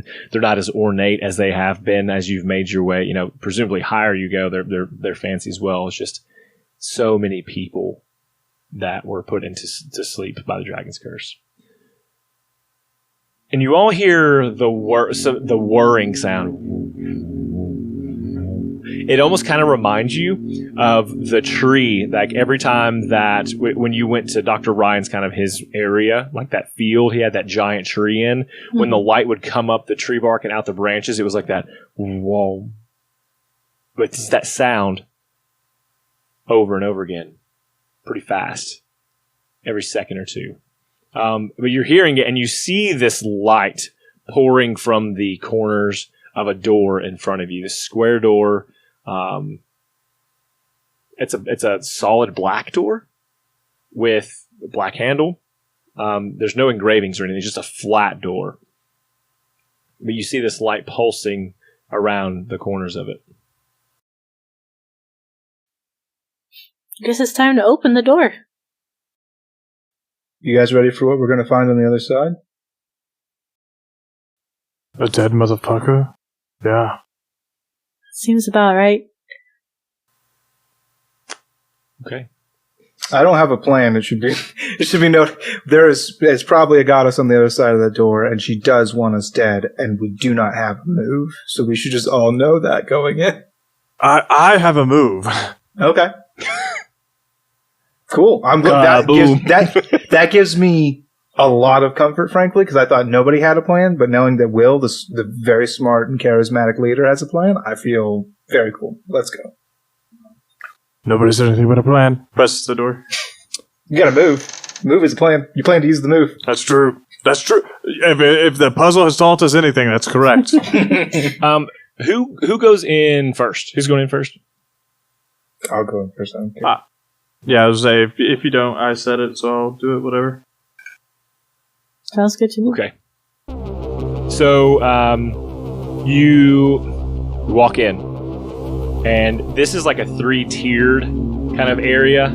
I think like there's these circles of your like a library. You've ever seen a library where you can you can see the top floors. Mm-hmm. There's only 2 above you, I would say, then, because you're on the bottom floor. You can see into the floor above you, into the floor above that, and then the ceiling is very high.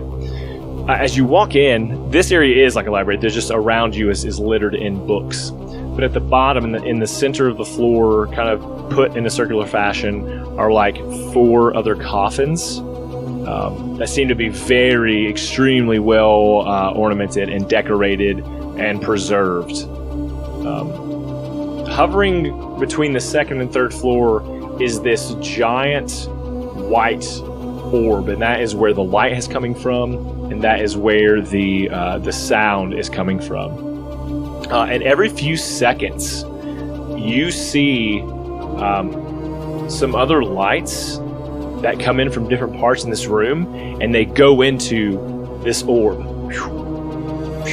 And you see that it's growing, not by much, but I mean, even like after 100 to 200 more lights, it is beginning to still grow and grow.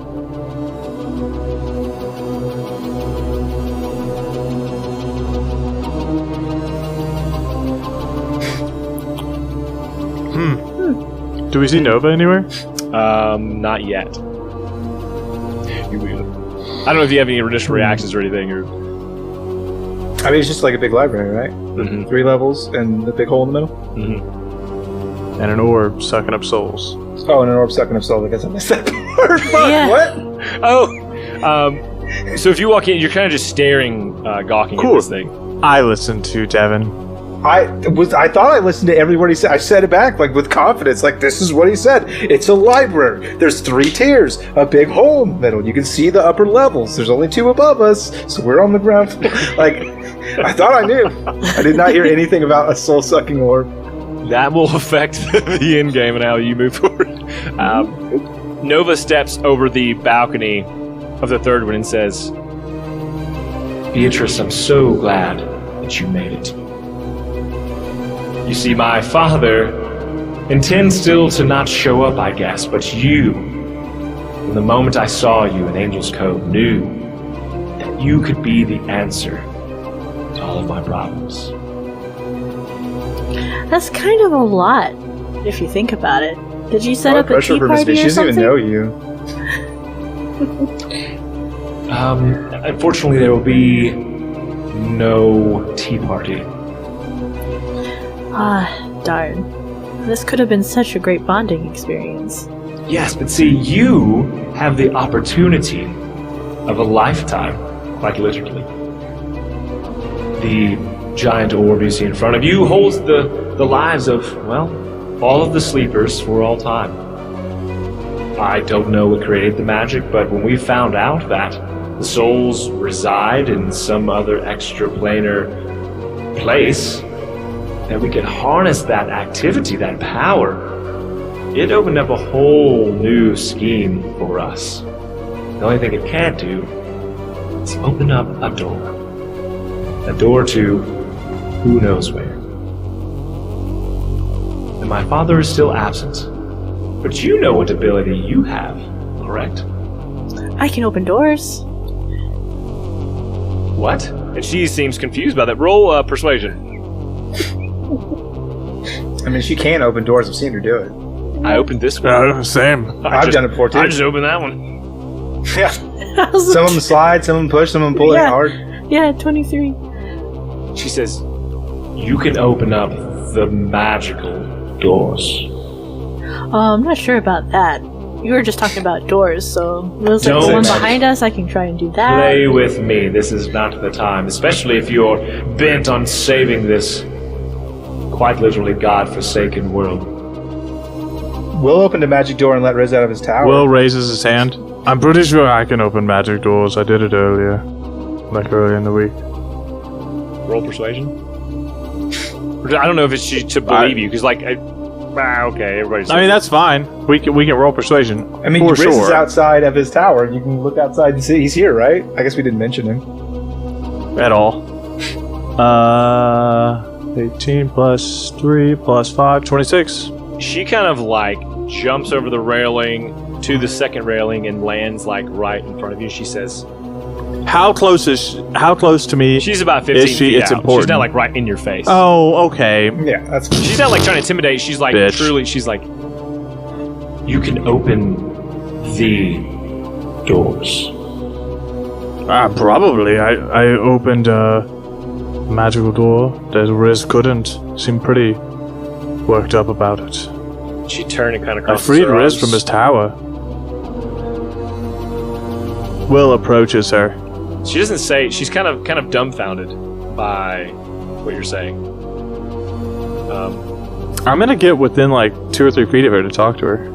Okay, and she All right. will allow Cool, it. cool, cool. She does not. She's unmoving. All right, cool. Cool. Just checking. Yeah. So I mean, if you point me at this door, I'll give it a good yank. Is it a push or a pull? Do you know? It's important. She says, Go ahead, what shot at this? The door is too far away right now. Sure. Okay, but here's what I know. I opened a door. I freed Riz, and apparently that's a big deal. I'd be happy to take a shot at this door, but I can't have this moon come crashing down on people while I'm trying to open this door. That's not going to work for me. I've got, a whole family tree to work on. she. Hold on, let's see what she does. If it doesn't work out, you can always come back and pull the moon down again later. That's true. She I mean, says, it does take you some time, but I can't do that. you can't stop the moon? That sounds like a song for sure. Can't stop the moon, can't stop tonight, can't stop this feeling that feels so right, can't stop my heart from beating quick, can't stop the night. Can't This is where stop Jen invoices this us for an dick. auto-tune plugin, and now we have you. You can't stop the moon. Yeah, it's pretty great. That's my jam, dude. You can't stop. Oh, look, see, there's the. That's and been going there everyone, you nice. gotta get in there. Can't stop the moon, can't stop the moon. We've got all the parts. It's there. Yeah, It's we're there. The gauntlet Jen, has been thrown down. Assembly Jen. required. so assembly required. She says, It's too late to stop this. What we've set in motion was meant to be in finality. I don't know how she's gritting her dragonborn teeth. if you're telling the truth, have the ability to do something no one has, myself included, ever. Yeah, I don't really know what to tell you about it. He picks at his nails. I didn't think it was that hard, but does that make me a god? You can check if I was a god, right? Well, you are a clone, aren't you? Maybe that's why. Oh, yeah. Because we were never part of the initial fabric of this world, we cannot be affected by the predeterministic laws that govern it, and as such, are masters of our own fate. That is wrong. You're not the Arby's guy. Quit acting like him. I've seen his videos. Damn it. Clones or I don't no, know. we still exist. Clones or no, we still have passions and drives and memories. What we don't have is time. And she looks up, she says, the souls here are all going to be gone soon. And all of the sleepers who could exist, well, their power is going to be used up. And that's because the moon is careening toward Nova Terra. And my father is running out of time. Quick check, DM. As I see these souls collecting in this spirit bomb-esque orb, can I... Yeah. Is that what's causing the issue? What do you mean? I could roll, but I feel like asking for a roll is just shitty. Oh, you're asking me as DM? So, yeah. What you're gathering is like, it's powering, yes, the thing to the moon, pulling the moon in. And does it seem attackable? You'd have to attempt. I think you just have Okay, but I'm asking you... Let me rephrase my question. Does it seem Does it seem like it's solid, or does it seem like it's a magical force Amoeba-ish. that's being brought together? Kind of shapeless.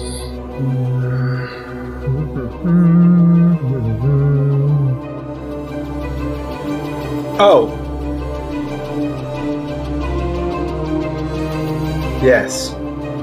I know what's happening now. Hooray for me. They're like a. I'm glad one of us does, because I still take It's.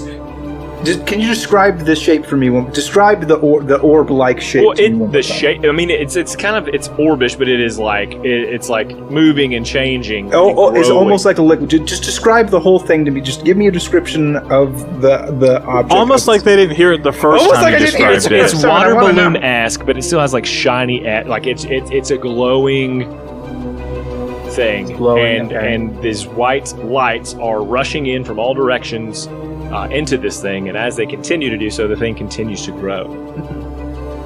Fair enough. I don't have anything then. Wait, are there any doors nearby?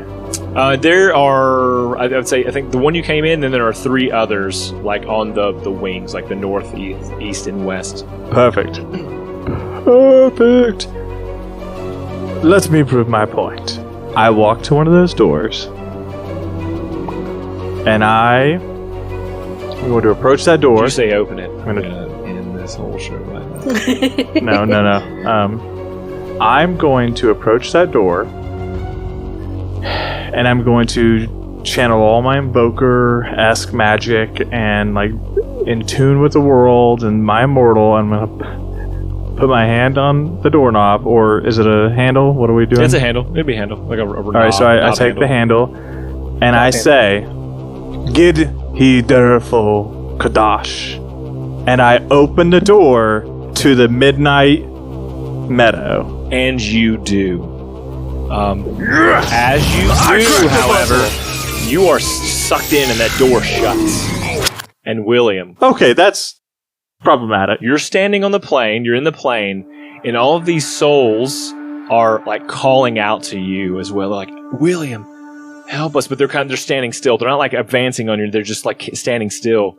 But you see that yours, that you saw before, is able to get up to you, and he says, "You have to stop this, even if it takes us all." And then you just see got an people instruction manual, dropping boss? in. You see like iridescent, like these just like ghosts like falling in, just over hundreds of them falling in to this field. All Hey, around. you're like the real me, so you were probably smarter. You got an idea? Could I hold this door open? Does that help? Does that cause like a weird loop? Break through. Use our powers. Sure, I'll take them. I reach my hand out and like try to absorb their string. Only so William specifically, he's like your old you who still has the invoker essence, right? So he like draws into your body. The man of whom Will is a clone. Yes, of. and he draws Yes. into your body, and you feel where you maybe felt like the weights of this place holding you down as well.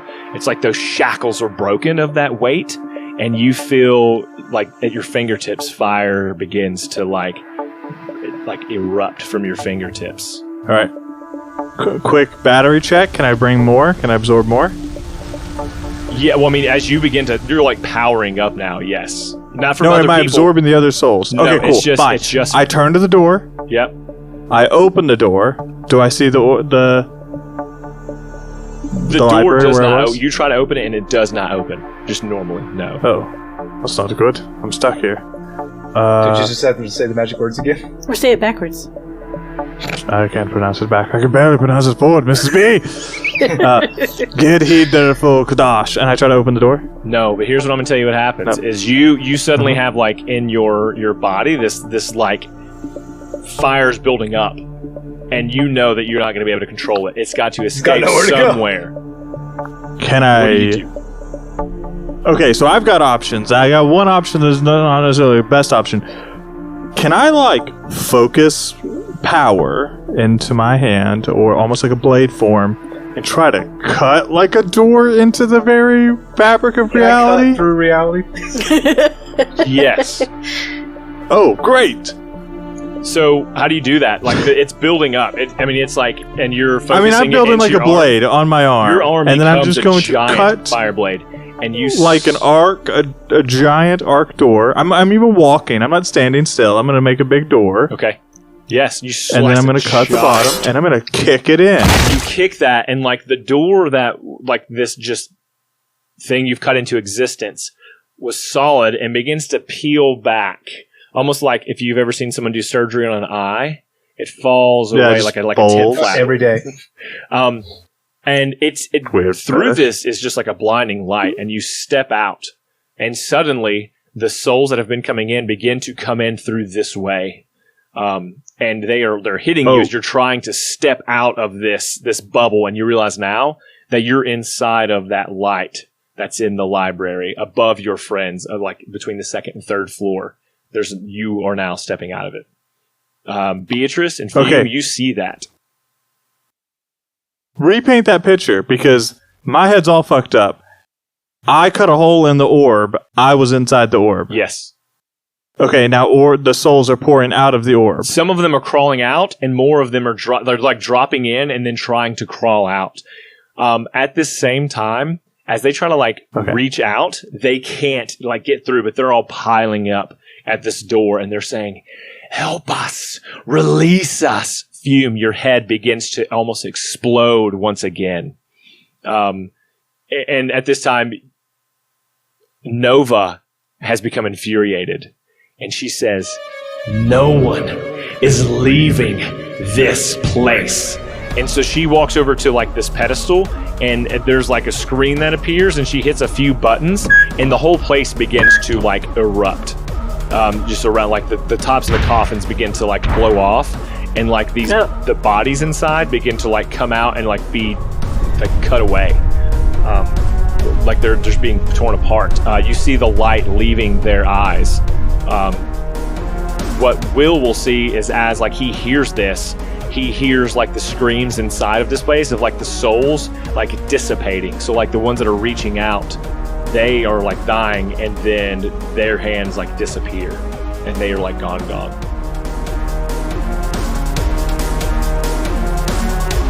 Miss B, I have an idea. Yeah, what? So back in the day, those monsters you're fighting, the spider things, they used to use light and dark evokers to put souls into those things, yeah? Yeah. You've got the light scale in you, I've got the black scale. Put those souls in me. I'll try. And B is just... She's had experience with the prism blade, and she's touched the magic. She's used it through extreme emotion before, and panic and worry and all that other stuff that she's felt today. She's just going to try and channel that and, I don't know, reach for the orb light thing and like I imagine try to Will's grab pulling. them. Yeah, pulling people to her. Yeah. And then, like, trying to, like, reach through that, either magical or whatever, and, like, have her other hand on Fume, because he's been right there, he's been hurt. Like, if his head is screaming, then she's just gonna try and feel the magic and make it happen. I've got the scale with me, too. I'm gonna grab onto that and be like, I don't know how this works! Is this a life raft? Get on this! So I imagine... with what you guys set up, you've got Will in the door he made, feet and one hand like holding it open, and using the other arm to yank these souls out for her to start vacuuming up into Fume. And Nova says, "I'm the goddess of light." And she begins, William, you feel this hole you've made begin to try to shrink. Constrict? Oh, yeah, Yes. no. That's why I'm holding it open with all my strength and yanking people. So what's happening is we've got Will and this opening that is trying to close. We've got... Can I toss him the scale? Can you use it to wedge it open? Yes. Like ultimate darkness? Yeah, toss him it's that. like a permanent black hole. Well, it will give him some abilities he does not have. Yeah, in he terms can have of it. But will you need it? It's extra. Will you need it for what you're doing? I don't know. It seems like keep it, you're let about him- to suck up some souls. Like you're about to, like, get Okay, yeah, I'll probably still force-fed up to it. souls. I'll Yeah, get hold that on. back, Actually, Yeah, you know what I mean? Hold on, Like, get let's that think in. about that. Like, you're Check about to that just out. get a bunch of fucking power into your body. My instinct is to, anytime anybody hands me an artifact, throw it into a hole into another dimension. You know Yeah, I this see way. that. Stop. Yeah, this seems to be coming. That's my only move. scene is William is trying his best to hold this open. As soon as like Beatrice has like made her mind to do what Fume has asked, she is reaching up to like help William, but also help whatever's she. And you're not tall enough. You're not close to that, right? But I pushed her up on my. you're also holding Fume's hand, and it's like the understanding that you have with what he's trying to accomplish is happening, and you're channeling through you into Fume these souls, and they begin to like rush out of this hole now where they weren't able to before, through William's feet and around his body through this hole, and faster and faster and faster. And Nova is still trying as hard as she can to close this thing, but isn't quite just able to close it. And almost all of the souls are out. And then, William, you feel a hit in your chest as your spirit is knocked back into the plane and lands on the ground.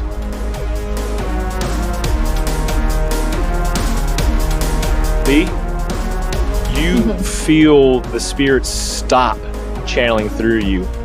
Fume, you feel the immense weight of thousands and thousands of voices and concerns and cares and things to be sad about and anxious about and worried about and be happy about, and relationships and histories and names and places all crash into you at the same time.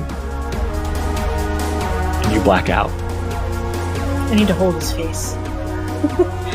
Willem, you, as you feel that hit back, feel that strength you had to keep this thing open dissipate, and it closes as you fall back into the meadow. Beatrice, what you see as you look up is this white orb begins to shrink and swirl fast, and then it goes and disappears. So we see William has just disappeared into this bubble that these souls have been flowing into.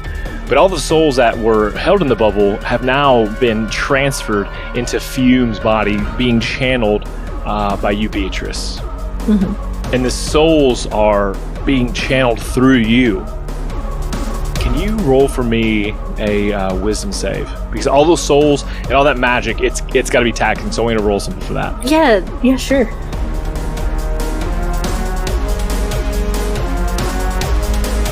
Oh, that's a nat 20 for a 24, Devin. How does that go? Okay, so you're going to take half damage. Let me roll this here real quick. You're going to take 20 radiant damage.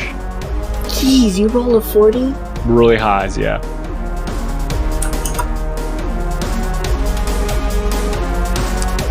How you doing over there? I'm hurting. It's not looking great, Devin. Alright, see what happens. So you take that hit.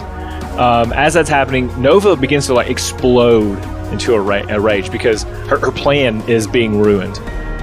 She perceives that this is going to stop the moon and that her dad's not going to show up and meet all of the hopes and dreams she'd had for being able to open the door.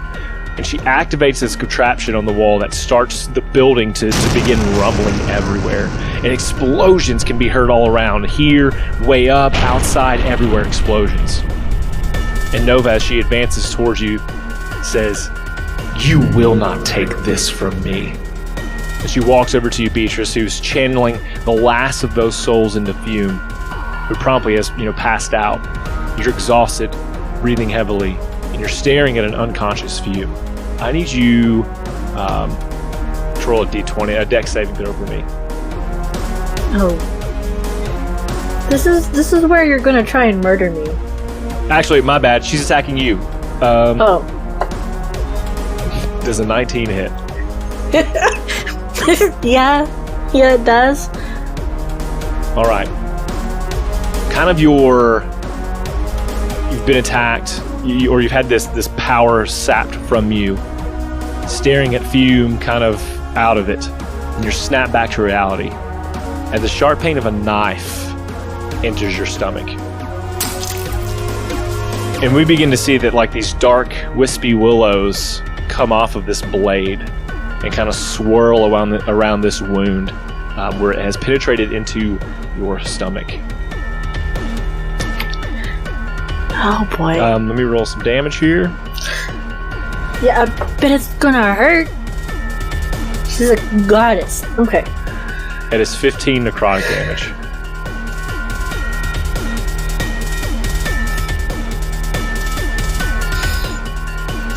I don't like it. I don't like it because she's not looking good. Okay.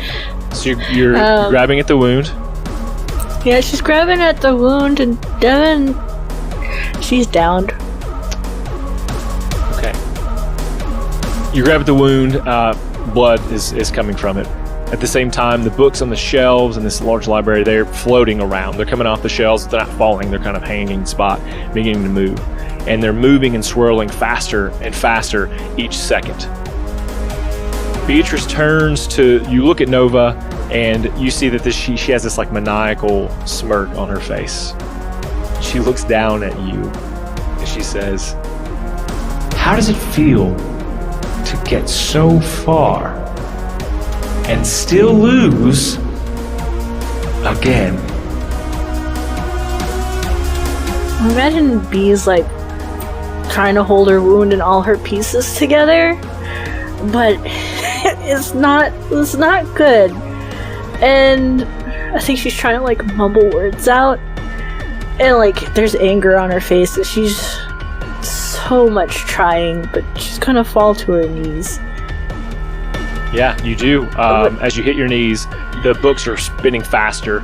The building is beginning to crack and crumble in more and more places on the ground. As she turns to leave, you fall to the ground. Can you please make a death saving throw, please?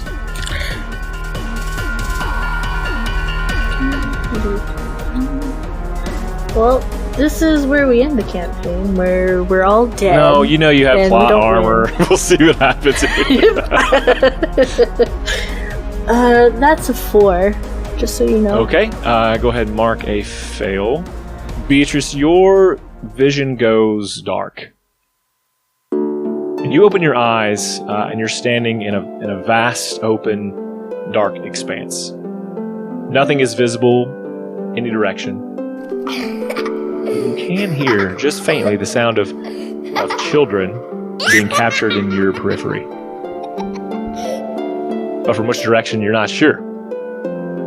A light, maybe 10, 15 feet from you, begins to glow, but not so much that it hurts your eyes or obscures your vision. Around you, it begins to reveal more of this environment that you're in, this new environment. One that you're extremely familiar with. The place is your home. Angel's Cove. The original home. This is the place that you were at before the time of the KNG. Before the blossoming. Before your children grew up, before they moved away. Before Neo got sick. The sounds of those children playing is accompanied by a vision of them outside a window. Your children. Young and full of life, as kids are. The smell of something baking hits your olfactory, and you peer into the picture of you and Neo that's hanging over the fireplace in your main living area. As if on cue, a young, healthy, handsome Neo appears from a hallway from the direction of your bedroom. And he's wearing the armor and the sword from long ago, from when he was in his days of battle. He smiles at you, that all too familiar smile, and he carries his helmet under one arm, and he sets that on the floor on the opposite end of the table. But on top, he places his sword, and he takes a seat at the table that you are now standing at. And he motions for you to sit in the chair across from him. And this vision of Neo says, "I'm sorry to meet you in these circumstances." Now, the voice belongs to Neo, but the personality doesn't quite fit. I don't know if you want to say anything. I feel like B's a little confused because it just doesn't sit well with her. Like, for these dying moments, this is a great scene. But she'll go to where she would sit, right? But she'll reach across the table to, like, his hand and be like, "Is everything all right?"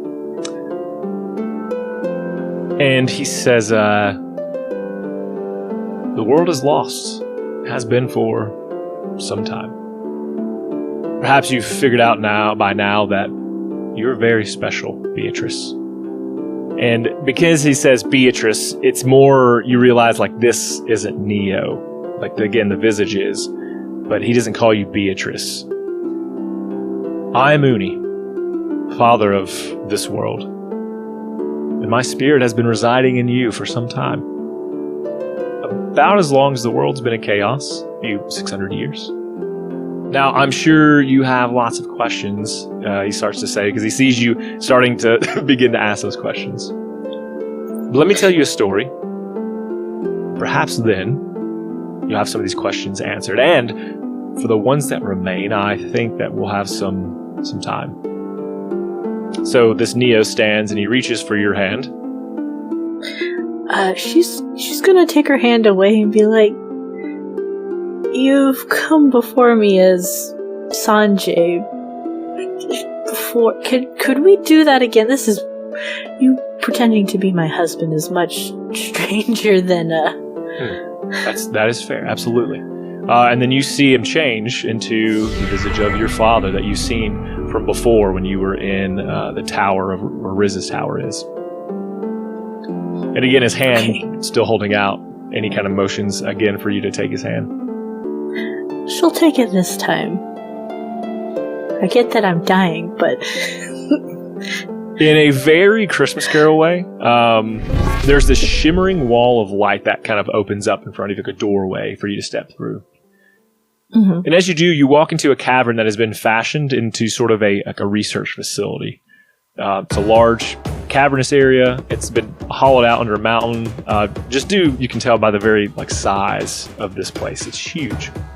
Men and women of all races are running around, it seems like frantically. There are guards with various weapons that are watching for something. Their heads are on a swivel and they seem to be pacing the floors looking for something. And then you see two familiar figures, Brightside and Nova. And you see them from a distance. They're talking about something, some exchange is going on. They seem very distraught in whatever the conversation is. Nova, you can hear her voice even over the midst of the busyness. You hear her yell something and she storms off. And then you notice the large machine that they're next to. And this scene comes flooding back to you, all too familiar. It's the very machine that you tried to stop 600 years ago. The thing that had started the dragon's curse is here. And now you remember it. And as you're kind of staring at that, I don't know if you have any reaction to it. I feel like she tensed up seeing them, and then as the memory comes in, it's definitely of shock, and she'll grip, I guess, Uni's hand, yeah, thinking it's her dad. And Neo, now is turned into Sanjay. He kind of looks over at you and he smiles and kind of squeezes your hand back, kind of like it's okay. He said, "Do you know that I have children as well?" I think everyone knows that. Yes, but have you met any of the other ones? Not just lovely Nova here. I haven't had the pleasure. So as he's kind of asking this, everyone else begins to move in much slower motion than you both, as you both make your way over to this machine. And these scales now you can see more clearly, just as the day that when you tried to stop it. All of the scales are here on these pedestals arranged in a circle.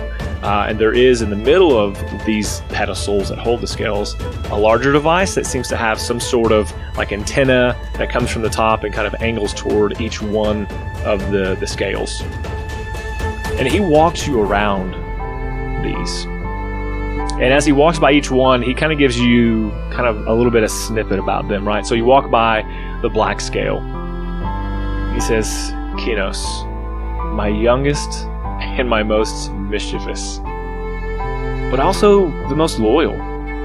You know, he created darkness, but he's also very sweet. He created the stars to guide those who might be lost in it.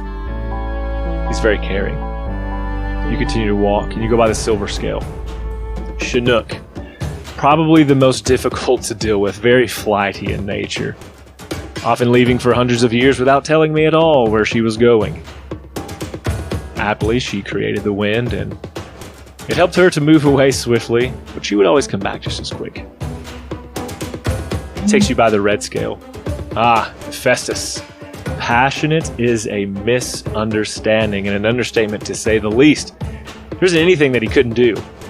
And if you knew it couldn't be done, well, you should just mention it around him and watch him do the impossible. He's the creator of fire, perhaps the most useful and powerful element. As you saw your friend William, and he kind of says it sadly, use.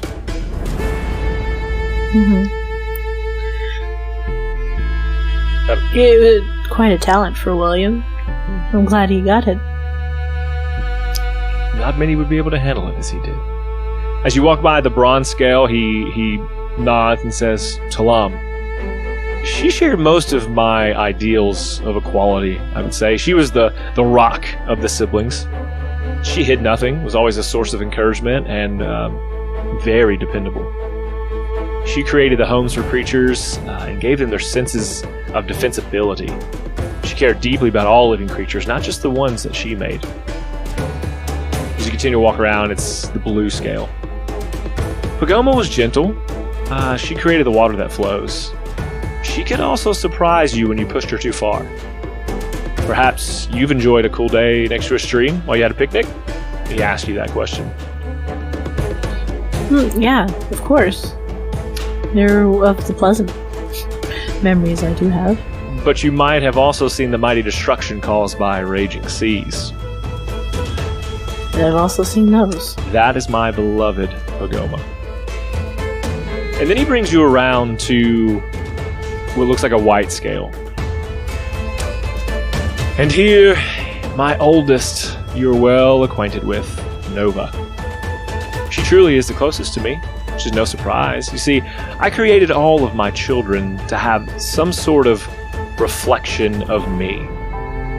That means they have mostly all of the good attributes. They also have the bad ones as well. Nova has my deep sense of love and affection. But there's a shadow side to those things. To truly care so much for the things that she considers hers. The scene shifts to another cave, but you're staring at a large door in a cavern. Not unlike this one. And he says, see this door here in the wall? Mm-hmm. This is the door that would change everything for a long time. And you begin to see the scene played out in a very fast reality. The love of Nova's goes in. He explains this, that her love went to the door. She tries to open it, but she's not able to. And you can see that for years as these days play out. You can see at the cave opening, the sun appearing and disappearing, night, day, night, day, night, day. For years, she's trying to get it open and nothing works. We're moved to another scene that's in the cosmos, far above Novaterra. Uni sits on an unexplainable throne. It's made of stars, planets, magic unlike any other. And we watch as Nova, in tears, pleads for Uni to help. But the vision of him mouths, and you can see that he's saying, "In all things, balance." This is accompanied by a vision with Beatrice saying it out loud to match. You can see where she sees that at the same time. He says, "Beatrice, I learned something over these few hundred years," and you guys are now back into the lab where the scales are kind of around that circular. "There is balance in all things, as there must be. The side of me that was so rigid and hard and didn't allow me to love Nova as I should have. Honestly, I wanted to open the door for Nova, but the truth is, I couldn't. But I couldn't tell my daughter that the creator of life, as we see it, her creator, couldn't open a door, something as simple as a door. So I played it off as if I was maintaining balance. I let the truth set in her mind as a ploy to maintain balance. That seed grew and turned into hatred that would change the world for hundreds of years. That hatred, unchecked for hundreds of years, has turned from just an idea into a parasite that eats away at her. I barely recognize the daughter that I love in there." Time can do that. Too bad you couldn't make another god to specifically open doors. Don't think I didn't try. When I found out there was something I couldn't do, as a supposed creator of the world, that's very troubling. Yeah, it does seem quite troubling. I wish I could help a little more. Well, we're too far beyond that now, but you will have to correct things. But first, this scale here that you see, that everyone here thought was one of Nova's scales, is not her scale. You know this now. You know that it's mine. I came down to watch Nova, even after I had decided to try against helping her, or saying that I couldn't help. I lost a scale when I came down to my dragon form that she found. She planted it here. I guess she thought she could use the power herself, even though I said I had refused. She didn't know that I could open the door. I guess she thought this would work. So they spent months preparing the machine to power up. The scales that gave the world magic began to reverse their givings. Instead of supplying magic to the world, the scales, they began to suck the life from those that used magic. Some people stopped using magic, seeing their loved ones die. But there were those that were much more noble, especially healers. They refused to stop using their magic to help others. But as their life force was drained, it was pulled up into that bubble that your friend released them all from. My daughter, not knowing that I was already on Novaterra, thought that she would now, hundreds of years later, threaten all of Novaterra with a moon and get me to show up. I haven't been absent because I'm angry. I've been absent because my body is in this cavern, now presumably destroyed. My spirit, my soul has been with you. The first time you tried to stop this machine, you all failed. So we open up and we see now that this scene is happening again in real time. And behind you, you hear a cacophony of noises, things exploding, people screaming. And you see the events unfold as Fume, William, and yourself, along with Eshi and a sizable force, begin fighting their way into the facility. They've made it in. And they get eyes on the machine and begin making a mad dash for it. By this time, Nova is here, and she looks in a state of panic at Brightside. And you can see her say, "Activate it." And Brightside says, "It's simply too early. We haven't done any tests." Nova shoves him out of the way and presses a series of buttons on a console near both of them. The scales begin to float as electricity is passed into them from that device in the center and around in a circle. They begin to glow in their respective hues, pulsing faster and faster and faster. And he says, the 3 of you made it. 4 of you made it. We're just seconds too late. The machine wasn't ready. In fact, as it exploded, several things happened. Everyone in a radius within this place was put to sleep, as it were. My sons and daughters on Nove Terra were also put to sleep because their scales sapped their powers while they were here. I had the fortunate ability of bonding with you during the blast, but I couldn't spark any power to make myself known. And you and I, we slept in this slumber for many years before waking, as you know, to KNG. Nova was not put to sleep, as her scale was not reversely supercharged. But her goals were also not met. As far as we know, the world was thrown into chaos, and they had to start all over again. The KNG was built around the idea that the world needed saving in absence of the gods, and the world needed to be returned to normal. The man who started the KNG, Dr. Brightside, I don't know what preserved him. I'm assuming Nova had a hand in that. They found the tree that you've seen, that we've seen, cloned many of the sleeping, planted memories in them, and had started the journey of finding scales all over again. But that's hard to do when the one who provides them are no longer roaming about either. At least it was difficult. To our benefit, yes. Now, it's a lot of information, I know. I've sensed confusion in you for a long time, and I'm sorry for that. And now it's almost like it's too late, but it's not, Beatrice.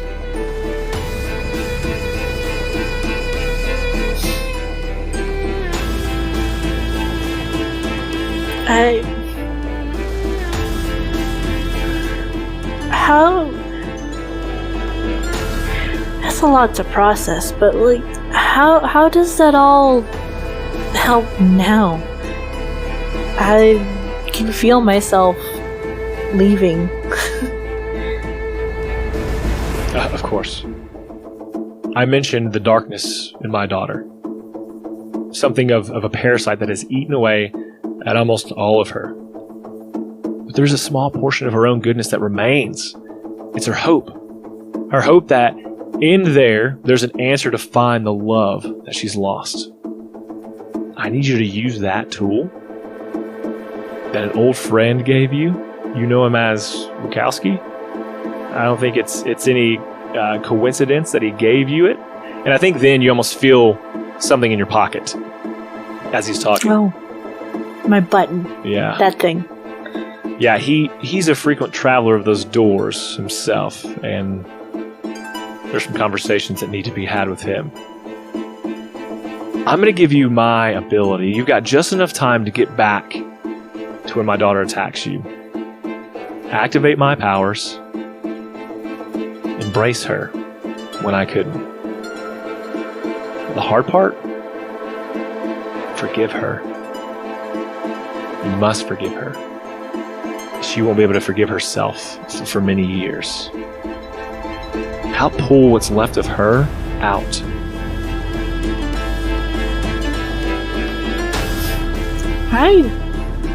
I can try.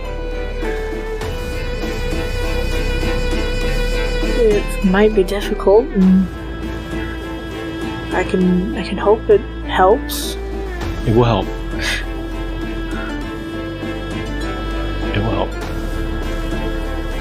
Do you have any questions before you go? Time is running out.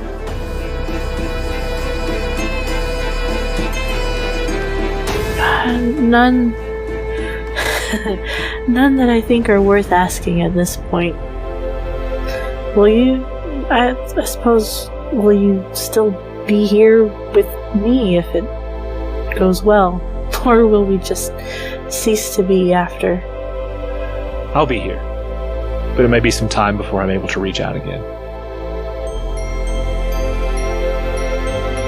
Can you go ahead and roll another death save for me?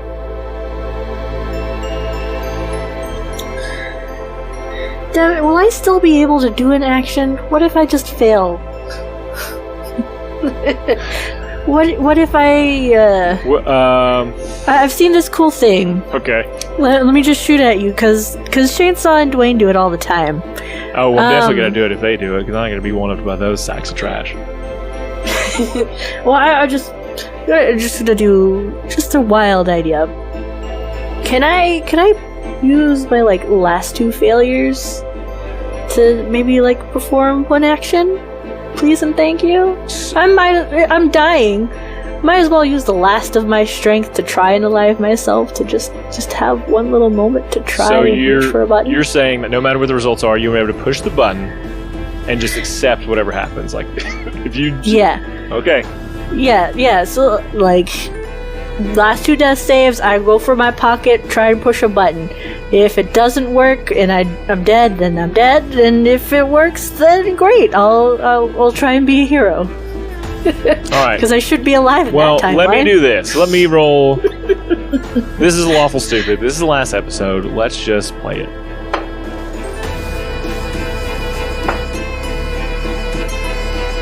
You're incredibly lucky that you got a 10 and a 13. And you are able to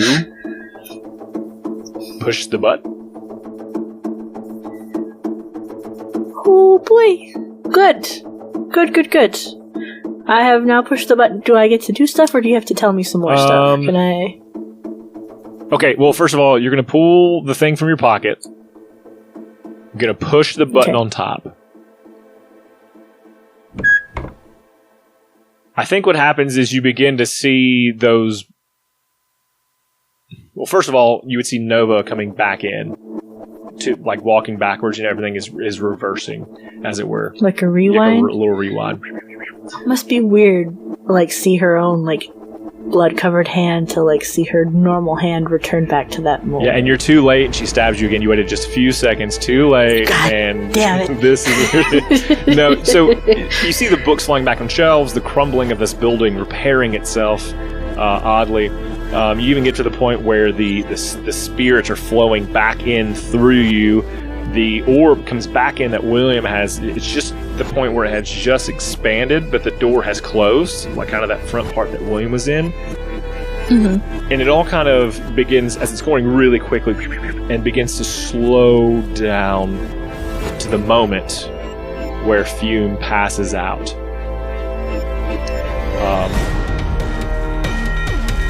I need to will myself to go through all what I just did. The wisdom save, right? Yes. I need to will myself not to be stuck in that moment, and as much as I want to like be here for Fume again, I need to turn around and see Nova, and perhaps maybe uncanny dodge a dagger. Oh, I think that's smart. I think it uses your class well. Let's do it. So thank you. You pull away from Fume, and he collapses. I'm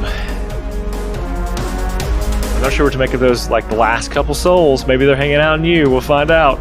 Because they channel to you, but they don't make it to him. And you turn sooner than and you now see the approaching Nova. And she lunges out, and I think you obviously are able to, you know that's coming, and you dodge. And you get in close enough to do attack or grab, whatever you want to do. I'm going for a hug. Okay. I need to hug her tight. This is not like not a grapple hug. I like over the shoulders.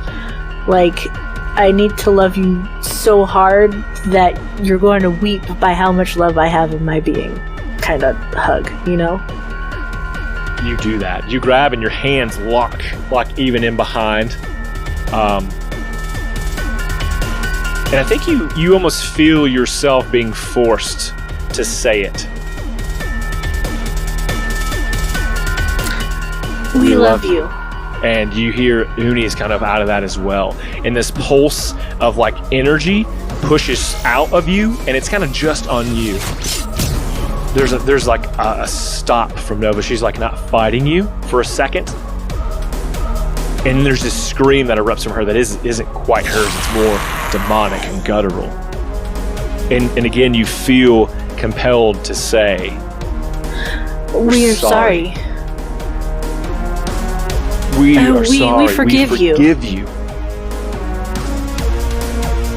And as you and Uni say this together, there's this like burst of light that shoots from her mouth into the sky.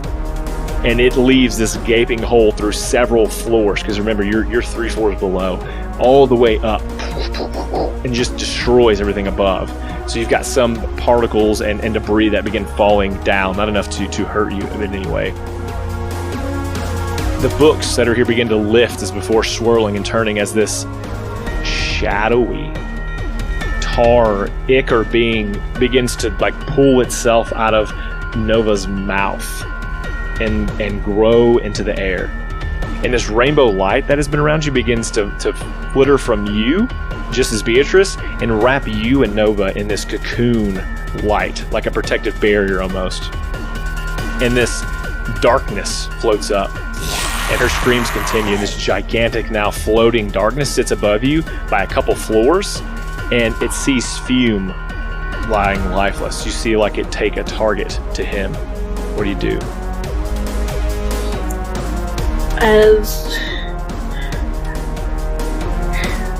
I feel like I pull Nova along with me. Like, I need to care for her, but I also need to care for Fume. And I need to just, I guess, get that light prism sword I've got and, like, just be ready to defend him. Yeah, this thing swoops down to take whatever is available, and I think you're not close enough to reach him. But it's almost like as if you throw this light beam across, and it sort of scathes the darkness, and it lets out a almost like creates within you a sense of fear. Can you roll for me a wisdom saving throw with advantage? Yeah, sure.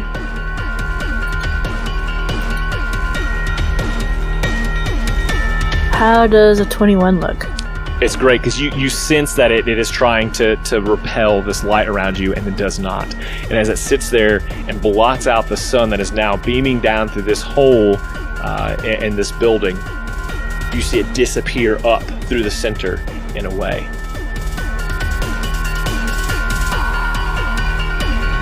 There's a sort of muted sunlight that is passing through the bubble into this, and then you notice that the sunlight begins to become clear.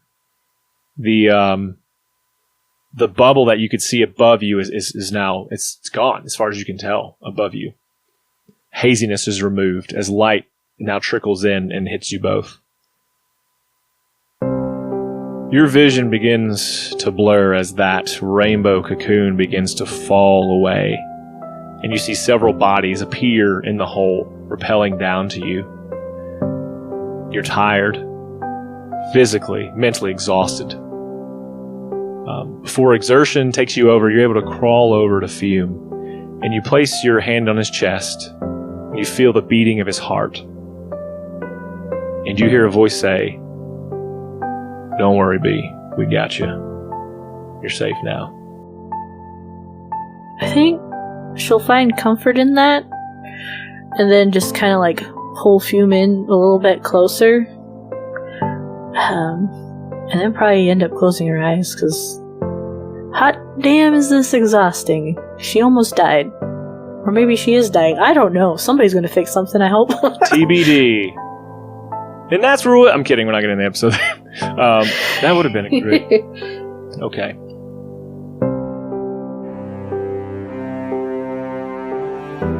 A few weeks or months pass by. The world has been saved. The moon that had been careening toward Novaterra has returned to normal, but not before doing some major damage on cities in the form of tsunamis and these beasts now that had come out of places that had never been seen before. We see Beatrice and Nova walking through this large field of flowers and plains. The sun is out. The wind forces a rhythmic back and forth of the waist-high grass that they're walking through. And Nova says, "How much further to the next artifact?" As far as our feet will travel, and then some more after that. She kind of sighs and she says, "I don't mean to complain, but don't you have like people who can do this? I mean, you're the head of the KNG. You should be on missions. Yes, but I would like to watch over you personally. And you have a mission to help everyone else out in the world now. And I'm not fighting that. Listen, I just want to thank you all for being able to forgive me. And I want to do anything I can to fix the problems I caused. I'll do whatever it takes, as long as it takes. And about that time, you hear like someone's running up behind you, and you turn to see Dean, who's just now caught up, and he's like, "So sorry, everyone. Why didn't you wait on me? Why did you just left?" I thought you were gonna come running up like 5 minutes ago. You're pretty fast on your feet. Yeah, but you guys are taking such long strides. Anyways, yeah, can we pause for just a second before we go on? A moment. A moment is all I need. The camera pans back from above you guys in this large field as the field grows and grows, and you grow smaller and smaller, and then it tilts up, and you see that you guys are heading up towards the mountain toward the Sun Elf Kingdom. As now it can be seen. It's not hidden anymore, and the majesty of their buildings and that large tree that they have, you can see it pulsing every few seconds in the distance.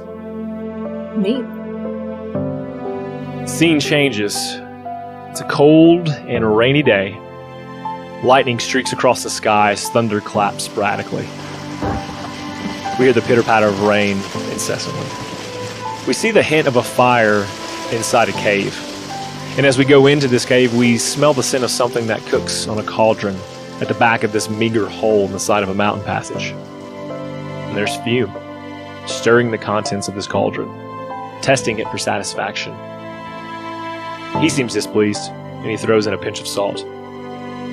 Behind him, closer to the entrance of the cave, is a medium-sized table that has a chessboard on it. Players are all set up and ready to go. Fume scoops the liquid from the cauldron into 2 cups, and he walks a short distance back to the table. He sets one cup on his side, and he sets the other across from him, seemingly to an empty chair.